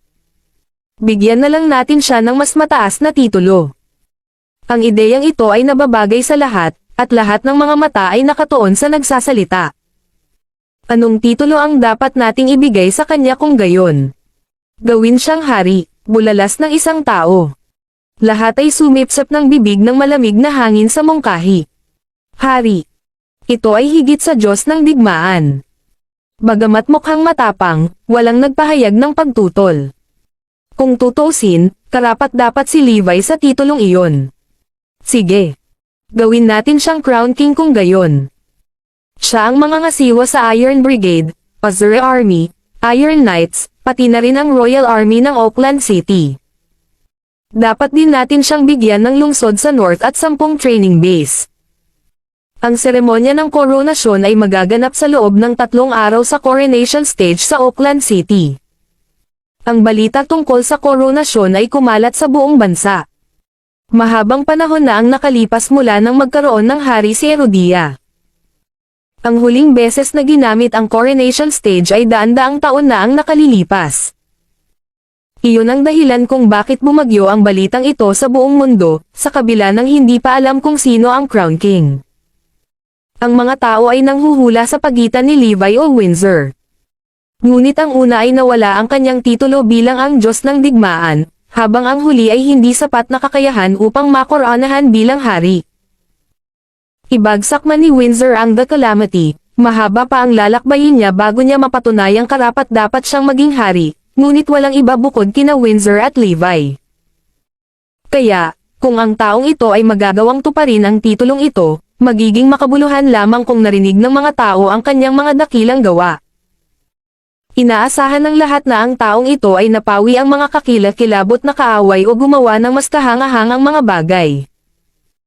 Ang isang tao lamang na nakakuha ng kanilang paggalang ang maaaring maging kanilang hari, kaya sa kanila, ang taong ito ay dapat na namumukod-tangi. Ito ay kontra-intuitive na hindi pa nila narinig ang tungkol sa taong ito bago. Kaya naman, nagtaka ang lahat kung sino ang misteryosong kandidatong ito. Nang matanggap ni Windsor ang balita, nabigla rin siya gaya ng lahat. Hari ng korona. At magagawa niyang magpakilos ng milyon-milyong hukbo. Sino ang lalaking ito? Napailing din ang kanyang mga nasasakupan. Pagkatapos ng lahat, ang Crown King ay direktang mas mataas sa kanila sa rank at command. Si Windsor ay isang walang humpay na tao, at ayaw niyang kontrolin siya ng mga tao. Noong nasa ilalim siya ni Levi, palagi siyang hindi nasisiyahan. Ang balitang ito ay nagpabalik-balik sa kanya ng mga sandaling iyon, at nakita niyang nakakadiri ito. Sino ang magiging Crown King? Bakit wala tayong natanggap na balita? Wala kaming ideya. Ang lalaking ito ay dapat man lang ay isang taong karapat-dapat sa ating paggalang, sagot ni Zor. Ang mga Drago Knights, na kanina pa nagdala ng balita, ay mas tapat sa kanilang sagot. Alam namin na maaaring hindi mo gustong marinig ito, ngunit ang taong ito ay malayo sa iyong liga. Lahat ay awkward na nagkatinginan sa isa't isa. Masyadong totoo ang mga Drago Knights. Itinuro nila ng walang pag-aalinlangan na ang Crown King ay mas mahusay kaysa kay Windsor. Noon pa man ay iniisip na ni Windsor ang kanyang sarili bilang pangalawa sa wala. Ipinagpalagay niya na ang taong susumpaan ay dapat na mula sa apat na dakilang pamilya. Magkita tayo sa koronasyon. Sa sinabi nito, umalis ang mga Drago Knights. Namuo ang lungkot sa mukha ni Windsor pagkatapos nilang umalis. Masaya siyang tinatamasa ang lahat ng paggalang mula sa mga tao matapos siyang gawing Diyos ng Digmaan. Ang balita tungkol sa Crown King ay lumabas ng wala at nagdulot sa kanya ng pagkabalisa. Sa kabilang banda, nagulat si Levi nang malaman niyang siya ang magiging Crown King. Akala niya noong una ay gagawin lang siyang Diyos ng Digmaan, ngunit ito pala ay gusto nilang itaas siya sa mas mataas na tangkad. Nangangahulugan ito na magkakaroon siya ng mas maraming hukbo sa ilalim niya. At maging ang Diyos ng Digmaan ay nasa ilalim ng kanyang impluwensya. All hail Crown King! Bati ng mga Dragonite kay Levi. Ang panunumpa sa seremonya ay sa loob ng 3 araw sa Oakland City, idinagdag ng mga tagapagdala ng balita. Pupunta ako dyan. Salamat sa pagpunta. Pagkaalis ng mga Drago Knights, iniling ni Forlivia ang kanyang ulo sa pag-iisip habang nakatingin kay Levi. Daddy, ano ang Crown King? Isa lang na mas makapangyarihan kaysa sa Diyos ng Digmaan, sabi ni Levi, pinisil ang kanyang ilong. Dahil si Daddy ang Crown King, gusto mo bang maging Diyosa ng Digmaan paglaki mo? Oo. Gusto kong maging Goddess of War. Pumalakpak ang dalaga sa sigla. Samantala, pinag-uusapan din ni Zoe at Emma ang balita. Buong araw na itong pinag-uusapan ng mga tao sa paligid nila. Dahil ito ay isang mazeland na paksa upang itaas sa paligid ni Levi, ang dalawang babae ay umiwas sa kanya at nagsimulang mag-usap sa kanilang mga sarili. Kung malayang nakakagalaw si Levi, siya pa rin ang Diyos ng Digmaan. Kung walang nangyari sa kanya, malaki ang tsansa niyang maging Crown King. Gayunpaman, sa kanyang kapansanan, ang lahat ng pag-asa ay nawala, kaya naisip nila na mas mabuti kung hindi nila siya kakausapin tungkol dito. Nang makita nila si Levi na papalapit ay mabilis nilang iniba ang topic at nagkunwaring parang iba ang pinag-uusapan. Si Levi ay tumingin sa kanya na nagtataka, inilagay sila sa isang hindi mapakali na lugar. Iniisip nila kung narinig sila ni Levi. Lola, Mommy, anong pinag-uusapan nyo? Tumakbo si Forlivia at nagtanong. Walang anuman, mahinang sabi ni Zoe. Ang pinag-uusapan nila ay ang Crown King, Evie, sa halip ay sagot ni Levi. Sina Zoe at Emma ay nagtama ng tingin sa isa't isa. So narinig niya yung sinabi namin. I see. Lola, Mommy, alam mo bang si Daddy ang Crown King? Ha? Nakasimangot ang dalawang babae habang nakatingin sa dalaga. Totoo ba ito? Tiningnan nila ang seryosong mukha ni Forlivia, at nanlamig ang kanilang gulugad. Ako ang Diyosa ng digmaan, at hari ni Daddy. Masayang ngumiti ang dalaga habang tinatalon si Levi. Nakahinga ng maluwag sina Zoe at Emma. Gaya ng inaasahan nila, hindi alam ng dalaga ang kanyang sinasabi. Walang paraan na si Levi ang magiging Crown King. Kung tutuusin, naka-wheelchair siya. Malamang banibiro lang niya si Forlivia, na siya daw ang magiging Diyosa ng digmaan. Levi, itigil mo na ang pagsasabi sa kanya ng mga bagay na ganito. Sino ang nakakaalam na siya ay talagang naniniwala na ito ay totoo? Oo, naniniwala talaga ang mga bata sa lahat ng sinasabi ng matatanda. This is not good for them, pagsang-ayon ni Emma. Ayaw niyang umikot ang kanyang apo na nagsasabi sa mga tao na ang kanyang ama ay ang Crown King. Maaaring isipin ng mga tao na siya ay sinungaling at itinatakwil siya. Okay, sabi ni Levi, tumanggo ang ulo. Kinailangan niyang aminin na ang masyadong maraming nalalaman ay hindi makakabuti para kay Forlivia. Ilalagay lamang siya nito sa panganib, kaya makabubuting ilihim niya ang kanyang pagkakakilanlan. Pagkatapos ng lahat, ito ang sinabi sa kanya ng mga Dragonites na gawin din. Bagamat nakagawa si Levi ng napakalaking tagumpay sa pagbagsak sa kanyang mga kaaway, alam niyang ito na ang katapusan ng simula. May mas malaking banta pa rin sa likod ng kanyang ulo. Ganap niyang alam na may mga tagaloob pa rin sa loob ng sistema na kailangan niyang i-pin down. Isa pa, hindi niya nalutas ang misteryo sa likod ng muling pagsibol ng Blood King Palace. Kaya naman hiniling ng mga Dragonites na itago muna ang kanyang pagkakakilanlan para sa kanilang kaligtasan. Ayos ka lang ba, Levi? Naramdaman ni Zoe na naliligo si Levi sa mga iniisip at nagtanong. Ha? Narinig mo na ba ang tungkol sa Crown King? Oo. Paano ito? Balik tanong ni Levi. Kung ano ang nakalaan para sa atin ay magiging atin, kaya't huwag ipilit ang iyong sarili dito. Okay lang ako, huwag kang mag-alala. Wala akong pakialam sa mga ganitong bagay. Masaya ako sa kung ano ako ngayon, at mas makakasama ko kayong dalawa. Mabuting malaman. Nag-aalala lang ako na baka maapektuhan ka. Hulaan ng lahat sa bansa kung sino ang Crown King sa susunod na 3 araw. Gusto nilang malaman kung sino ang taong ito. Ang alam lang nila ay tiyak na hindi si Windsor ang Crown King dahil kahit siya ay kailangang ipasailalim sa huli. Iilan lamang ang mga natatanging lalaki sa Erudia. Kaya't ang lahat ay abala sa talakayan tungkol sa pagkakakilanlan ng taong ito, ngunit alam din nila na may mga nakatagong talento din sa loob ng bansa. Marami ang determinadong pumunta sa coronation stage sa araw na iyon para makita mismo ang maalamat na figurang ito. Kahit na ang mga tao sa ibang bansa ay pinag-uusapan ito. Ang koronasyon ng isang hari ay nangangahulugan ng isang mas malakas na karibal na bansa para sa kanila. Sa sandaling iyon, sapat na ang pananakot ni Windsor sa kanila. Ang isa pang may kakayahang pinuno ay napakahirap para sa kanila, kaya maraming dayuhang puwersa ang nagpakilos ng kanilang mga koneksyon upang alamin ang lahat ng magagawa nila tungkol sa Crown King. Pagkatapos ng lahat, ito ay isang nagsisimulang banta sa kanilang mga bansa. Ang lahat ng mga mata ay nasa seremonya ng koronasyon makalipas ang 3 araw. Kailangan nilang malaman kung sino ang taong ito. Lumipas ang isa pang araw, at ang hari ay mapuputungan sa susunod na araw. Ang coronation stage sa Oakland City ay pinalamutian lahat para sa kaganapan. Nakahanda na ang lahat para sa seremonya ng koronasyon. Nabalitaan kong ipapalabas ng Liv ang kaganapan. Inaasahan ko talaga. Tuwang-tuwa si Zoe na masaksihan ang koronasyon ng hari ng bansa. Ang pambansang kaganapang ito ay nagpakuryente sa lahat ng mga mamamayan. Sabay nating panoorin bukas, sabi ni Emma.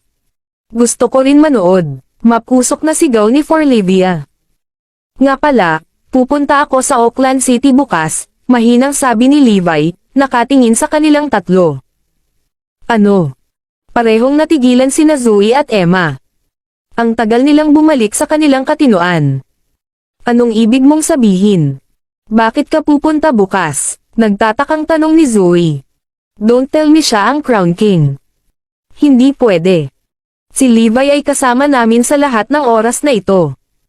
Wala siyang nagawa para mapanalunan ang titulong ito. Nagkatinginan sina Zoe at Emma na naguguluhan. Sa sandaling iyon, naisip ni Zoe na gusto niyang panoorin ang seremonya sa lugar. Kahit na hindi pa Diyos ng digmaan si Levi, mahal na mahal pa rin niya ang bansa. Malamang gusto niya lang doon ng personal. Oo, dapat iyon. Dapat ay nakaramdam siya ng pag-aatubili nang ibigay niya ang kanyang titulo bilang God of War. Naisip ni Zoe na makakahanap si Levi ng pagsasara kung siya mismo ang makakasaksi sa koronasyon ng hari. Kailangan niyang makasigurado na ang bansa ay nasa mabuting kamay.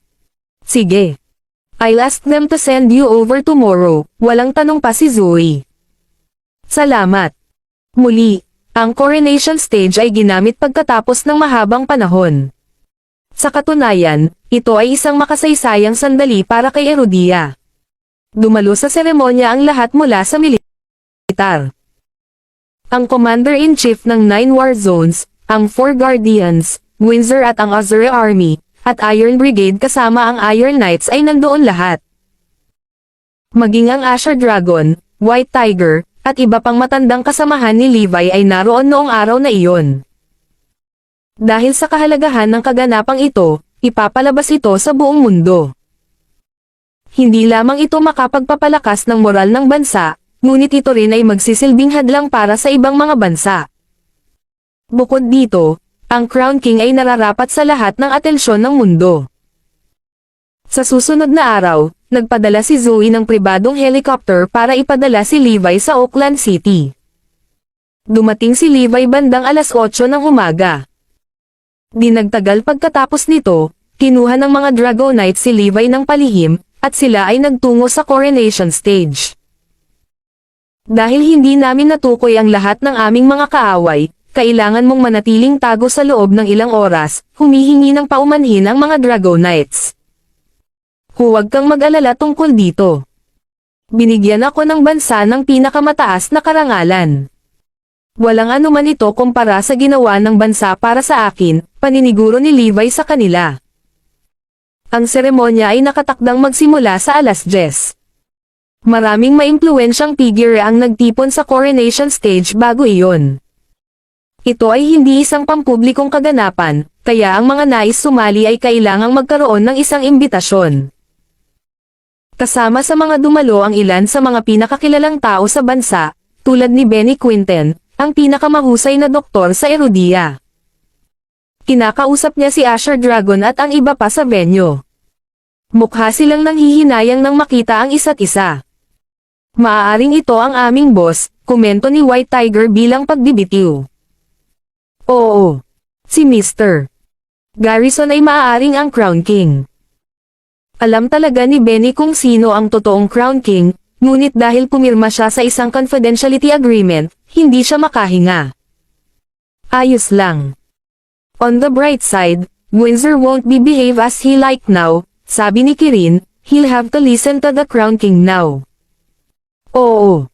I bet ang galit ni Windsor ngayon. Hindi niya ginusto na nasa ilalim ng utos ng iba. Sana talaga turuan siya ng Crown King ng magandang aral, sabi ni Asher Dragon. Totoong hindi natuwa si Windsor sa mga nangyayari. Hindi siya makapaghintay upang makita kung ano ang ginawa ng Crown King. Nalaman lang namin na nandito rin si Levi, sabi ni Zar kay Windsor. Manem. Bakit siya nandito? Napakunot noo si Windsor. Wala akong ideya. Marahil ay narito siya upang saksihan ang seremonya, sagot ni Zar. Sige. Nasaan na siya? Puntahan natin siya. Sa pangunguna ni Zar, ang mga tao ay lumapit kay Levi. Nang makita si Levi, napabuntong hininga si Windsor. Dati hindi ka matatalo, pero wala ka ng silbi. Ininom mo ba yung gamot na binigay ko sa'yo noon? Umaasa ako na mabawi mo ang iyong lakas at bumalik sa iyong kalakasan upang labanan natin ang isa't isa. Kung manalo ka, mapapanatili mo ang titulong God of War mo. Maaaring sinabi iyon ni Windsor, ngunit sigurado siyang hindi mananalo si Levi. Ipinaliwanag ni Bolgan, nais ka ng boss ng mabilis na paggaling. Tungkol sa labanan, tiyak na matatalo ka niya. Kahit na ang Calamity ay natalo niya. Sinabi ni Bolgan na makakabawi si Levi, ngunit walang paraan na matatalo niya si Windsor. Mahinahong sagot ni Levi, no need. Maaari mong panatilihin ang ranggo para sa iyong sarili. Anong manok? Hindi niya mapigilan. Tingnan mo kung gaano siya kain na ngayon. Siguradong napakalaking suntok ito sa kanya. Siya ay nawasak at nawalan ng gana na lumaban. Boss, sa tingin ko hindi siya sapat na matapang para labanan ka. Lahat ay naghinagpis sa pagkabigo. Noon, si Levi ay may kaya at mayabang, kaya walang nakakita sa pagdating nito. Walang nakakaalam na hindi interesado si Levi na maging Diyos ng digmaan dahil malapit na siyang mapasinayaan bilang Crown King. Sa panahong iyon, maging ang Diyos ng digmaan ay nasa ilalim ng kanyang utos. North, tayo na, sabi ni Levi. Dahil may maskara ang North Skylord sa kanyang mukha, walang nakakaalam kung sino siya. Sige. Sa katotohanan, ang mga mata ni North Skylord ay nagliliyab sa galit. Naiinis pa rin siya sa katotohanang kinailangan niyang matalo ng kusa kay Windsor. Isang araw, matatalo ko si Windsor. Teka. Sabi namin pwede ka nang umalis. Tanong ni Talon. Kailangan mong labanan ang aming boss bago ka payag ang umalis. Masama ang tingin ng tatlo kay Levi. Sa totoo lang, hindi talaga interesado si Levi sa Windsor. Maaari niyang talunin ang kanyang master at mga nakatatanda sa isang pulpol, kaya walang kalaban-laban si Windsor para sa kanya. Sa kanya, ito ay magiging isang pag-aaksaya lamang ng oras. Hindi ako interesado, sagot niya. Hindi mo masasabing hindi. Hanggat gumaling ka, kailangan mong tanggapin ang kahilingan ng aming boss sa labanan. Oo, tama iyan. Kung hindi, hindi ka namin papayag ang umalis. Tumayo sila sa harap ni Levi at hinarangan ang paglabas nito. Dumating ang isa pang grupo ng mga lalaki at sumagot, Hoy, ano ang sinusubukan mong gawin? Gusto mo bang lumaban? Halika. Lumingon si Levi para makita si Asher Dragon at ang iba pa na humakbang palapit sa kanya. How dare you bully our boss? Windsor, gusto mo bang bugbugin ka namin? Babala ng White Tiger sa pag-alit na tono. Parehong nagpalitan ng galit na galit ang magkabilang panig, malapit nang magsimula ang isang labanan. Kinagat ni Windsor ang kanyang mga ngipin at tumahimik. Tuwang-tuwa ang mga nasasakupan ni Levi. Boss, natutuwa kaming makita kang buhay at maayos. Nagsagawa pa kami ng libing para sa iyo. Nabalot sila ng mga emosyon nang muling makasama siya. May ginawa ka bang gulo noong wala ako? Nakangiting tanong ni Levi. Nag-aalala siya na hindi nila makontrol ang kanilang mga emosyon. Boss, wala kaming ginawang ganyan. Oo, napakagandang makita kang muli. Tuwang-tuwa silang tumugtog. Hindi nagtagal, malapit na ang koronasyon.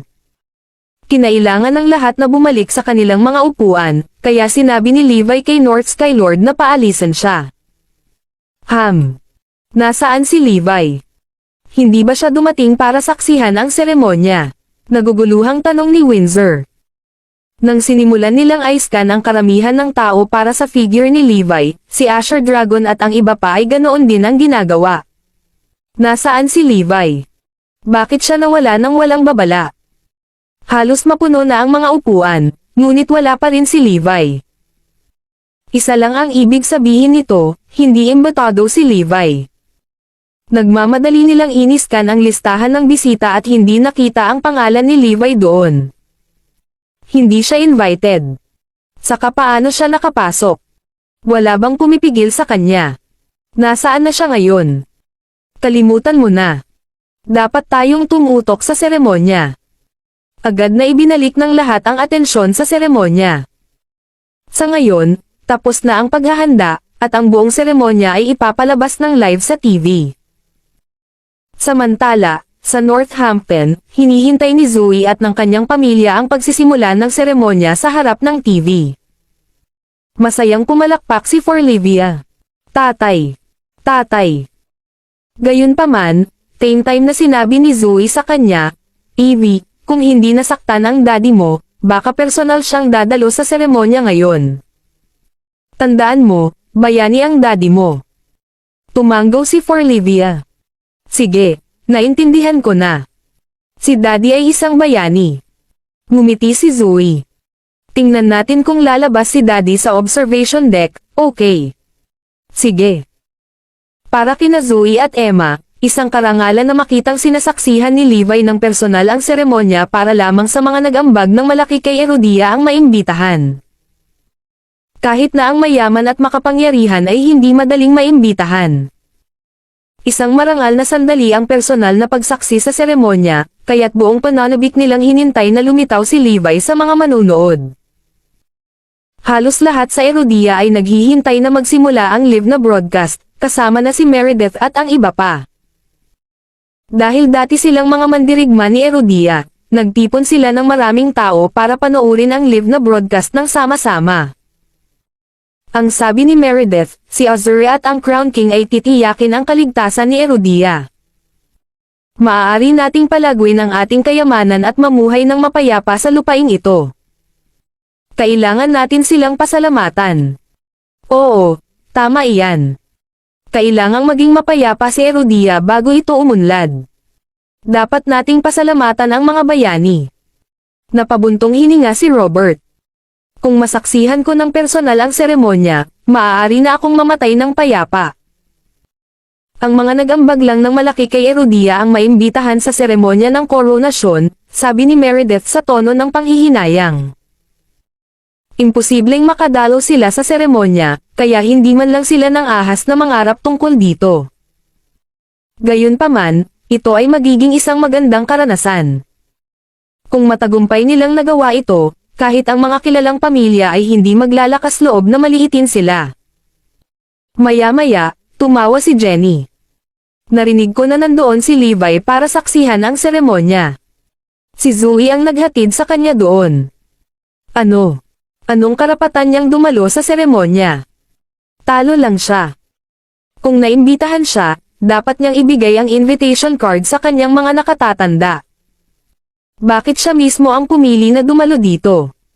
Agad namang naghiyawan ang mga tao. Imposible. Sa palagay ko ay wala si Levi. Walang balita na imbitado siya. Yes, he'll need an invitation card to attend the ceremony. Walang natanggap si Levi. Kalimutan mo na. Malalaman natin kapag nagsimula na ang seremonya. Walang gaanong bisita sa observation deck, kaya malalaman natin kung malapit na ba si Levi. Ang lahat ay nagpipigil ng hininga sa pag-asam ng seremonya ng koronasyon. Samantala, dinala ng mga Dragonite si Levi sa kanyang itinalagang dressing room para makapagpalat siya at makadalo sa seremonya. 10:00, nagsimula ang seremonya ng koronasyon. Daan-daang Dragonites ang nagbabantay sa coronation stage, ang simbolo at kaluwalhatian ni Herodia. Sa wakas, ang coronation stage, na nabuklod sa siglong ito, ay nahayag sa publiko. Iilan lamang ang mga tao na makakamit ang gawaing ito, lalo na ang pagpapasinaya bilang Crown King. Ngayon, binuksan natin ang yugto ng koronasyon para pasinayaan ang Crown King. I welcome natin ang 3 token. Di nagtagal, ang 3 token ay dinala sa coronation stage. May isang singsing, isang maskara, at isang espada. Ang pangalan ng singsing ay Dragon Ring, at mayroong isang napakagandang ulo ng dragon sa gintong singsing. Ang gintong maskara ay kilala bilang Dragon Mask dahil may nakaukit na dragon dito. Sa wakas, ang Dragon Sword, na may anino ng dragon na nakaukit dito, ay nahayag. Ang tatlong token ay itinago sa National Treasury sa loob ng daan-daang taon, dahil ang mga pinasinayaan lamang ang may pribilehiyong pagmamayari ang mga ito. Sa wakas, ang mga token ay ipinahayag sa publiko. Kinatawan nila ang Crown King, kaya anumang token ay maaaring magpakilos ng mga tropa. Ang Dragon Sword ay maaari ring pumatay ng isang tao sa lugar at iulat ang bagay sa ibang pagkakataon. Iyon ang kapangyarihang ipinagkaloob sa Crown King. Nang lumitaw ang tatlong token, katahimikan ang naganap. Napakatahimik ng venue na kahit isang pin drop ang narinig ng lahat. Tuwang-tuwa na nakatingin ang lahat sa tatlong token. Sa pagkakataong iyon, naramdaman ni Windsor na nanunuyo ang kanyang lalamunan habang bumibilis ang kanyang paghinga. Walang tatanggi na maging Crown King, kaya nagkaroon kaagad ng bagong layunin si Windsor. Gusto niyang nasa spotlight. Mapapasinayaan ako bilang Crown King balang araw. Habang ang seremonya ay nai-broadcast ng live, ang camera ay nag-sweep sa tatlong token. Ang mga mamamayan ng Erudia ay nasa sabik na inukit ang tatlong mga token, na kumakatawan sa kaluwalhatian ni Erudia, sa kanilang mga utak. Itinuro ni Zoe ang screen ng TV at sinabi kay Forlivia, "Evie, paglaki mo, dapat kang mag-ambag kay Erudia." Hindi nagtagal, nag-zoom in ang camera sa mga bisita sa observation deck. Unti-unting lumitaw ang mga mukha ng mga bisita sa screen. Sina Zoe at Forlivia ay maingat na iniskan ang mga tao para makita ang mukha ni Levi. Nako, hindi nila nakita si Levi bagamat nakazoom ang camera sa lahat ng nasa observation deck. Sigurado si Zoe na wala si Levi sa audience. Nagdilim ang kanyang mukha habang nababalot ng pagkabigo ang kanyang puso. Hindi man lang nagkaroon ng pagkakataon si Levi na tingnan ang seremonya. Marami na siyang nagawa, ngunit hindi niya masaksihan ang maluwalhating sandaling ito. Napabuntong hininga siya. Nanunood ba siya ng seremonya mula sa malayo? Sa pag-iisip ng kanyang malungkot na figure na nakakubli sa mga anino, ang puso ni Zoe ay damaykit sa sakit. Wala si Daddy, parang bigo din si Forlivia. Sa Black Residence. Ha! Nakita namin ang lahat at ni-replay pa ng mabuti. Wala nang makita si Levi. Oo, niloko kanya. Bakit siya dadalo sa seremonya?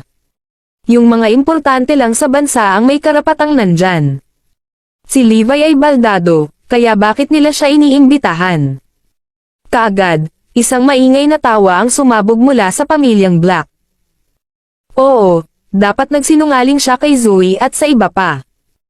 Sa palagay ko ay hindi niya alam na ang kaganapan ay na-broadcast ng live sa TV, at ang bawat mukha ng bisita ay ipapakita. Napangisi si Meredith. Ipinahayag ni Robert ang kanyang pagkabigo. Hindi ako makapaniwala na ginawa iyon ni Levi para makaakit ng atensyon. Kahit na lumitaw siya, ang kanyang hitsura sa observation deck ay magiging isang kahihiyan sa amin at kay Erudia. Huwag na natin siyang pag-usapan. Malapit nang magpakita ang Crown King. Tingnan mo. Nakatutok sila sa screen ng Tame Time. Sa lalong madaling panahon, ang Crown King ay magpapakita ng kanyang sarili sa mundo. Ang tagapagtanggol, Levi Garrison. Ang pagbabalik ng Diyos ng Digmaan. Kabanata 13:21. Ito ay isang nakakanerbiyos na sandali. Na-curious ang lahat kung sino ang Crown King, lalo na si Windsor at ang mga kaaway ni Erudia. Sino kaya ang Crown King? Magiging banta o panganib ba siya sa atin?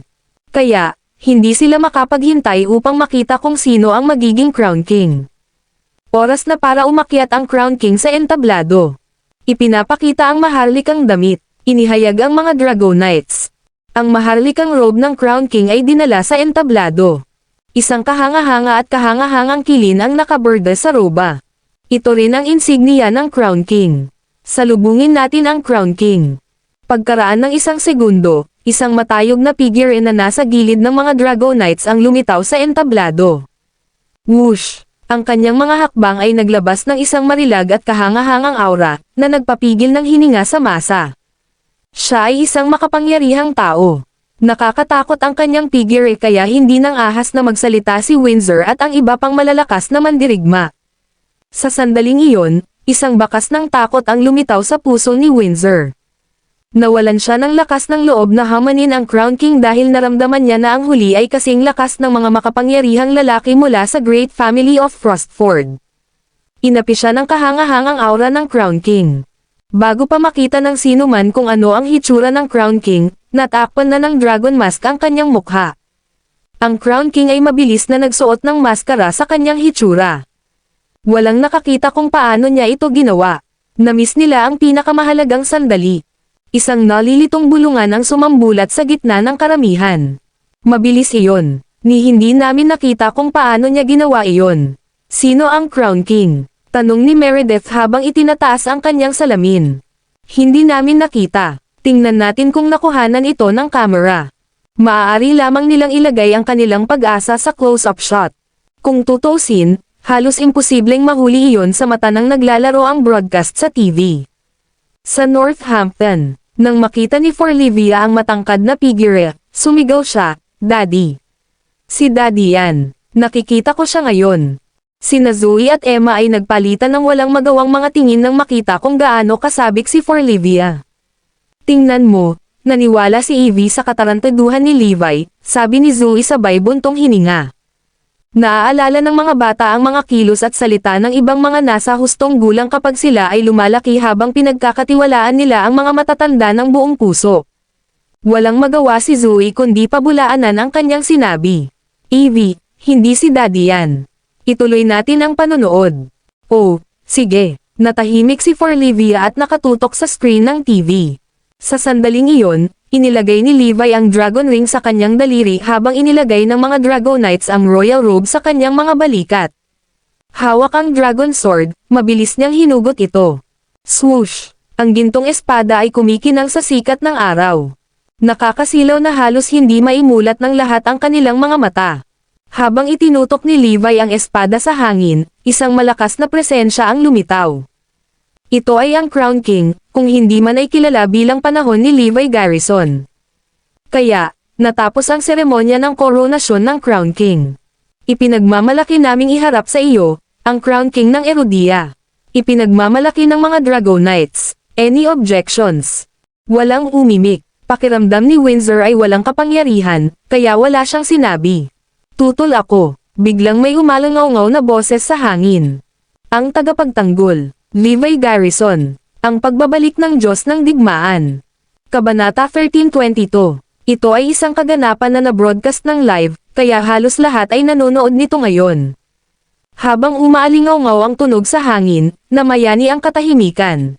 Natahimik ang mga manonood, at lahat ay natigilan sa kanilang mga landas. Maging ang mga manonood na nanonood ng seremonya sa TV ay nabigla sa katahimikan. Walang inaasahan na makakakita ng ganoong eksena sa seremonya ng koronasyon. Kung tutusin, bakit may takutol sa pagpuputong sa Crown King pagkatapos ng mga dekada? Ang Crown King ay nagsuot ng maskara sa kanyang unang hitsura, ngunit ang kanyang kahangahangang aura ay sapat na nakakumbinsi. Maging si Windsor ay handang umamin ng pagkatalo. Naisip niya na ang Crown King ay isa sa mga makapangyarihang mandirigma mula sa 4 great families. Ang mga dakilang pamilya lamang ang may sapat na kapangyarihan upang sanayin ang isang makapangyarihan at hindi masisirang mandirigma. Kaya naman, wala siyang anumang pagtutol dahil alam niya kung gaano kakilakilabot ang kapangyarihan ng mga mandirigma mula sa 4 great families. Gayunpaman, mayroong isang tao na naglakas loob na sabihin ang kanilang pagtutol. Maliwanag, ang taong iyon ay sumasalungat sa kagustuhan ng mga Dragonites. Sabay-sabay na lumingon ang mga tao sa paligid para hanapin ang pinanggalingan ng boses. Napukaw din ang pagkamausisan ni Levi. Iniisip niya kung sino ang matapang para sabihin ang kanilang pagtutol, at ang unang pumasok sa kanyang isipan ay si Windsor. Gayunpaman, hindi umimik si Windsor. Sino ito? Sigaw ng mga Dragonites. Ako. Tutol ako. May lumabas na babae mula sa crowd. Ito ay isang babae. Maliwanag, walang inaasahan na makakakita ng isang babae na nagpahayag ng kanyang hindi pagsang-ayon. Iyon ay sinabi, hindi maraming tao ang nangahas na labanan ang babaeng ito, na pinuno ng Grewal Army, na kasing sikat ng Iron Brigade at Azure Army sa Erudia. Hindi siya sikat sa buong mundo, ngunit alam ni Erudia kung sino siya, Enyo ng Erudia. Dahil mas sikat sa kanya sina Windsor at Levi, hindi siya nagkaroon ng pagkakataong sumikat. Gayunpaman, hindi siya isa na dapat baliwalain. Ang Grewal Army ay kilala sa kalupitan nito. Bilang pinuno nito, sikat si Enyo sa kanyang mapang-akit at brutal na ugali. Ang mga lalaki ay palaging nangingibabaw sa larangan ng digmaan, kaya bihira na makakita ng isang babae na umaangat sa mga ranggo. Dahil may sapat siyang kakayahan na pamunuan ang isang napakalakas na hukbo, ang kanyang presensya ay nakakatakot. Ang kanyang pangalan ay Minka Fisker, na nangangahulugang, malakas ang loob na mandirigma. Malinaw kung ano ang gusto ng kanyang mga magulang sa kanya. Higit sa lahat, si Minka ay nasa edad lang ni Levi. Hindi madaling makamit ang ranggo na ito sa larangan ng digmaan sa murang edad. Nagulat ang audience nang makita si Minka. Hindi nakakagulat na kilala siya bilang Iron Lady of the Battlefield, dahil matapang siyang humakbang sa sandaling ito. Bumaba ang ekspresyon ni Windsor nang makita siya. Si Minka ay 175 cm ang taas, ang kanyang mga tampok ay nakamamanghang ngunit nagyayelong. Isang nakakatakot at nakakakilabot na aura ang lumabas sa kanya. Sa totoo lang, hindi ganoon kakilala ni Levi si Minka dahil madalas niyang narinig ang tungkol sa kanya at minsan lang niya itong nakilala. Kaya naman, nagtaka siya kung bakit siya tumutol sa kanyang paggamit ng ranggo na ito. Ang mga Dragonites ay nagtanong, Minka Fisker, bakit ka tumutol? Ipinahayag ni Minka, una, ang Crown King ay dapat na nakatuon sa kanyang sarili sa bansa. Gayunpaman, hindi ko narinig ang mga kontribusyon ng taong ito. Pangalawa, ang Crown King ay dapat na isang taong hinahangaan nating lahat. Pangatlo, sa palagay ko, ang tanging kandidato na karapat-dapat na maging Crown King ay walang iba kundi si Levi Garrison. Matapos sabihin ni Minka ang kanyang tatlong dahilan, nagulat ang lahat. Pakiramdam ni Windsor ay malapit na siyang mawala anumang minuto, habang hindi makapaniwalang ibinuka ni Levi ang kanyang mga labi. Ang tagapagtanggol, Levi Garrison. Ang pagbabalik ng Diyos ng Digmaan. Kabanata 13:23. Isang beses lang siya nakilala ni Minka, ngunit naisip niya na siya ang pinakamahusay na kandidato para maging Crown King. Bakit naman pagtataka ni Levi?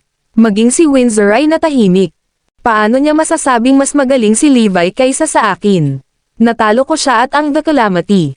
Kung iniisip ni Minka na si Levi ang pinakaangkop na kandidato para maging Crown King, sa tingin niya ay mas may kakayahan siya kaysa sa akin. Tumanggi siyang tanggapin iyon. Kaya, nagpasya siyang hamanin si Levi upang patunayan na siya ay mas malakas kaysa kay Levi. Windsor immediately declared, Minka, you're wrong. Kung nandito ako, bakit mo sinasabing si Levi ang pinakaangkop na kalaban para maging Crown King? Natalo ko na siya at ang The Calamity, na mas malakas kaysa sa Blood King Palace. He continued in a huff, kaya kong gawin lahat ng makakaya niya. Makakamit ko rin ang mga bagay na hindi niya kayang abutin. Paano mo masasabing siya ang pinakaangkop na kalaban para mapasinayaan bilang Crown King? Paano naman ako? Si Windsor ay walang tolerance sa mga taong kumu-question sa kanyang kakayahan, kaya't hinarap niya si Minka ng walang pag-aalinlangan. Ha? Hindi mo ba alam kung paano mo siya natalo? Nanalo ka lang dahil nakalamang ka sa kanya. Kahit anong mangyari, iniisip ko pa rin na mas malakas siya kaysa sa iyo. Malamig na tugon ni Minka. Hindi, maraming tao ang nag-iisip na mas malakas siya kaysa sa iyo. Ikaw ay isang mandirigma lamang, ngunit siya ay isang makapangyarihang commander. Nagniningning ang kanyang tingin ng may kumpiyansa, na nagpapakita kung gaano niya hinahangaan si Levi. Sa kabilang banda, si Levi mismo ay walang ideya na ganoon ang tingin nito sa kanya. Hoy, galit na napangiti si Windsor, ngunit hindi niya mapatunayan ang sarili niya ngayon. Bilang tugon, sinaman siya ng tingin ni Minka. Mamaya na natin pag-usapan yan. Hindi pa oras para makipagtalo sa iyo ngayon. Sabay-sabay na napatingin sa kanila ang lahat ng mata. Gayunpaman, Karamihan sa mga tao ay sumuporta sa mga dahilan ni Minka, lalo na ang unang dalawang dahilan. Ang isa ay kailangang magawa at sapat na may kakayahan upang maging Crown King ng Erodia, o panganib na harapin ang galit ng mga mamamayan. Dahil ang isang estranghero ay pinasinayaan bilang Crown King, ang mga mamamayan ay maaaring mausisa o hindi kumbinsido. Sa katotohanan, maaaring ipahayag ng mga Dragonites ang pagkakakilanlan ng Crown King, ngunit mayroon silang sariling mga pagsasaalang-alang. Una, palihim na naalis ni Levi ang mga kaaway. Pangalawa, ang paglihim ng kanyang pagkakakilanlan ay maaaring malito at lumikha ng takot sa kanilang mga kaaway. Pagkatapos ng lahat, walang nakakaalam kung sino ang Crown King. Saan siya nanggaling? Gaano siya kikaye? Magkano ang naiambag niya sa bansa? Magiging malaking banta ba siya?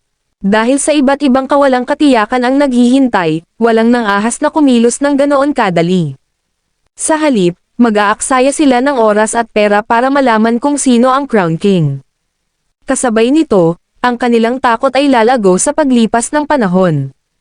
Iyon ang plano ng mga Dragonites noon pa man, ngunit lumitaw si Minka nang wala saan upang tanungin sila. Siya ay kasing tapang ng sino mang lalaki. Nakatitig kay Levi, bumulalas siya, "Hari ng korona, mangyaring bigyan kami ng makatuwirang sagot." "Oo, humihingi kami ng paliwanag." Nang makakilos siya, agad na nagsalita ang iba para humingi ng paliwanag. Well, ang mga Dragonites ay natalo. Nagkaroon sila ng counterplan kung may susubok na sirain ang seremonya, ngunit hindi sumagi sa isip nila na may magtatanong sa kanilang desisyon. Si Enyo ang nagtanong niyan. Kaya naman, agad silang bumaling kay Levi para malutas niya ang problema. Pagkatapos noon, labis na nagalit si Levi. Kaya gusto ng mga Dragonites na kumbinsihin ko ang karamihan, ha? Ang tagapagtanggol, Levi Garrison, ang pagbabalik ng Diyos ng Digmaan. Kabanata 13:24. Ang mga Dragonites ay nagbigay ng mabigat na problema sa akin. Pagkatapos ng lahat, ang mga Dragonites ay may sariling mga pagsasaalang-alang. Sa ngayon, pinakamabuting ilihim ang pagkakakilanlan at kakayahan ng Crown King para manatiling natatakot ang kanilang mga kaaway. Gayunpaman, pinilit sila ni Minka sa isang sulok. Wala silang choice kundi ang umasa kay Levi. Bukod kay Minka at sa iba pa, ang mga dayuhang puwersa ay nais ding malaman kung sino ang Crown King. Kahit kaunting impormasyon lang ang magagawa, ngunit pinilit ni Minka na alamin ang tunay na pagkakakilanlan ni Levi. "Halika. Bigyan mo ako ng nakakahimok na paliwanag." Tumahol si Minka dahil tumahimik na ang mga tao. Tahimik na ngayon ang mga puwersa mula sa iba't ibang panig ng mundo habang hinihintay nilang mahayag ang pagkakakilanlan ng Crown King. Dahan-daang ibinalik ni Levi ang espada sa kaluban nito. Walang babala, itinaas niya ang kanyang ulo, ang kanyang mga mata ay kumikinang na parang kidlat. Ito ay isang mapanlate na tingin. Lahat ng nakatingin sa kanya sa mata ay natakot sa kanyang nakakatakot na titig. Hindi pa nakakita ng ganoong bagay ang mga taong iyon. Lahat ay nakaramdam ng panginginig sa kanilang mga gulugad. Ito ay talagang nakakatakot. Agad na umatras si Windsor sa nakakatakot na presensya ng Crown King, dahil alam niyang hindi siya kalaban ng una. May iba pa bang gustong sabihin ang kanilang mga pagtutol? Malamig na tanong ni Levi. Hindi. Kami ay kumbinsido. Oo, kami na. Ang mga taong sumama kanina ay nabigla sa katahimikan. Ito ay isang tunay na kahanga-hangang aura. Tumango ang mga Dragonites bilang kasiyahan. Matalino si Levi para takutin ang iba bago tumutok kay Minka. Ngayon, kailangan lang niyang kumbansihin si Minka. Mas madaling gawin iyon ngayon, dahil nahuli siyang walang kamalay-malay pagkatapos na umamin ng pagkatalo ng iba. Pagkatapos niyang sabihin ang kanyang pagtutol kanina, ang iba ay nakiisa upang humingi ng paliwanag. Gayunpaman, natigilan sila sa kahanga-hangang aura ni Levi at iniwan siyang mag-isa sa kanyang misyon. Enyo, ikaw lang ang tumangging yumoko ngayon. Anunsyo ni Levi. Tumanggi akong yumoko. Kung gusto mo akong kumbansihin, ipakita mo sa akin ang iyong mga kakayahan, o tanggalin ang iyong maskara. Tumangging umatras si Minka. Sige, kung yan ang gusto mo. Ikanaway ni Levi ang kanyang mga kamay. Sumama ka sa akin. Sumunod si Minka sa likod niya. Sa entablado, inabot ni Levi sa kanya ang isang libro na nagpapaliwanag kung gaano karaming tao at puwersa ang nawasak ni Levi at the Calamity sa loob ng isang buwan. Napagtanto ng mga Dragonites ang ipinakita sa kanya ni Levi. Ang Crown King ay sapat na matalino upang ihanda ang aklat ng maaga. Sa sandaling iyon, lahat ay sabik na huminga. Hindi na sila makapaghintay na malaman kung ano ang nakasulat sa aklat na iyon, lalo na ang mga dayuhang puwersa at bansa. Gayunpaman, walang paraan na maipakita sa publiko ang nangungunang sikretong ito. Naging mabigat ang paghinga ni Minka habang binabasa niya ang aklat, na nagtala ng lahat ng kontribusyon ni Levi. Sa wakas, inamin niya ang pagkatalo. Ang mga kontribusyon na kanyang ginawa sa bansa ay sapat na para sa kanya upang maging Crown King. Nagtataka ako kung sino ang lalaking nasa ilalim ng maskara. Nagtataka si Minka, ngunit hindi iyon mahalaga sa ngayon. Hindi mahalaga kung sino ang Crown King dahil hanga siya sa kanyang mga merito. Aaminin ko talo. Mangyaring tanggapin ang aking taos-pusong paghingi ng tawad. Anunsyo niya. Ano? Nang marinig ng mga bisita sa venue ang kanyang deklarasyon, namula sila sa gulat. Enyo, anong nakita mo? Ang tagapagtanggol, Levi Garrison. Ang pagbabalik ng Diyos ng Digmaan. Kabanata 13:25. Ang eksaktong kaisipan ay sumagi sa isipan ng lahat. Nag-aapoy sila sa curiosity. Ano ang dahilan kung bakit sumuko ang matiig ang Enyo matapos itong basahin? Napatingin si Minka sa mga tao. Ito ay isang sikreto. Sa sandaling makuha niya ang libro, alam niya kung ano ang plano ng mga Dragonites. Kung gusto mong malaman, sige at basahin mo ang libro sa entablado. Deklara niya. Tumanggo si Levi. Oo, ang sino mang tumangging umamin ng pagkatalo ay maaaring basahin ito. Ang matalim niyang titig ay dumaan sa karamihan. Natural, walang nangahas na ipahayag ang kanilang mga pagtutol. Binalot ng takot ang buong nilalang. Ilalagay ko ang libro dito. Kung sino man ang nakikiusyoso ay maaaring basahin ito ngayon. Hininaan ni Levi ang boses at nag-anunsyo. Ang mga tao ay palihim na sumilip sa aklat, ngunit walang nangahas na umakyat sa plataporma para basahin ito. Nakakuha ka ng pagkakataon. Itago ang libro ngayon. Sabi ni Levi pagkaraan ng ilang sandali. Sa huli, walang dumating para magbasa ng libro. Sa gayon, ang mga Dragonites ay tumingin kay Levi ng may paghanga. Ang biglaang tanong ni Minka ay maaaring maging isang kalamidad, ngunit iniligtas ni Levi ang araw. Hindi lamang iyon, ngunit nagawa rin niyang lituhin at lumikha ng takot sa kanilang mga kaaway. Si Minka lamang ang nakakaalam na ito ay isang libro tungkol sa kanyang mga merito, kaya ang kanyang pagkakakilanlan ay mananatiling isang misteryo. Sa katunayan, ang pagkilos ni Minka ay nagpalakas ng epekto ng kanilang plano.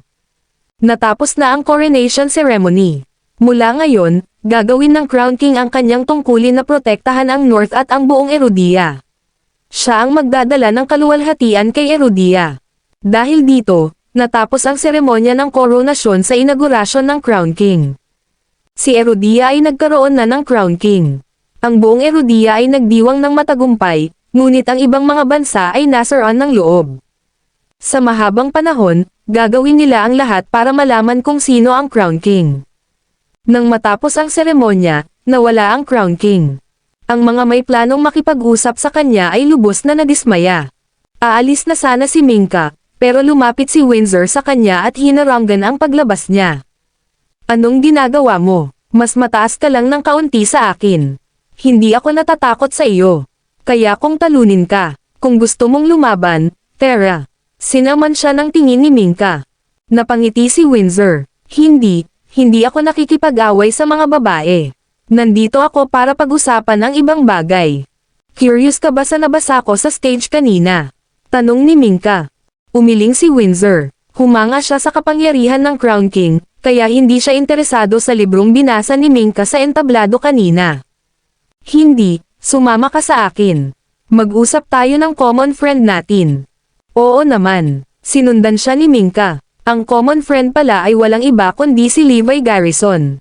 Nang makita ni Windsor si Levi, sinabi ni Windsor, Levi, kahit si Minka ay iniisip na mas mahusay ka kaysa sa akin. Hahamunin kita sa pangalawang pagkakataon. Sa araw na ganap kang gumaling, muli tayong lalaban. Enyo dito ang magiging saksi ko. Idinagdag niya, gagawin ko ang lahat para matulungan kang makabalik sa iyong kagalingan. Hindi na ito napigilan ni Windsor. Gusto niyang sabihin kay Mingka at sa iba pa na siya ang pangalawa sa pinakamakapangyarihang mandirigma pagkatapos ng Crown King sa halip na kay Levi. Gayunpaman, nanatiling cool si Levi. Kalimutan mo na, wala kang kalaban-laban para sa akin, kaya hindi nakakatuwang makipag-away sa iyo. Sabay bulalas ni Windsor sa galit. Nakakapangahas, isa ka na ngayong baldado. Sa tingin mo ba ikaw ang kakampi ko? Si Zar at ang iba ay nagngangalit din. Sa kabilang banda, si Mingka ay nakatingin kay Levi, ang kanyang emosyon ay isang masalimuot na timpla. Ang aming nakaraang pagkikita ay masyadong maikli, at hindi ko inaasahan na magkikita muli ngayon. Alam kong gagaling ka sa lalong madaling panahon. Gagawin ko ang lahat para matulungan kang gumaling din. Inanunsyo niya, alam kong mas malakas ka kaysa kay Windsor. Abangan ang mga susunod pang mga kabanata. Please comment, like, and share, mga Kamaster, para updated ka sa aking mga susunod pang mga videos.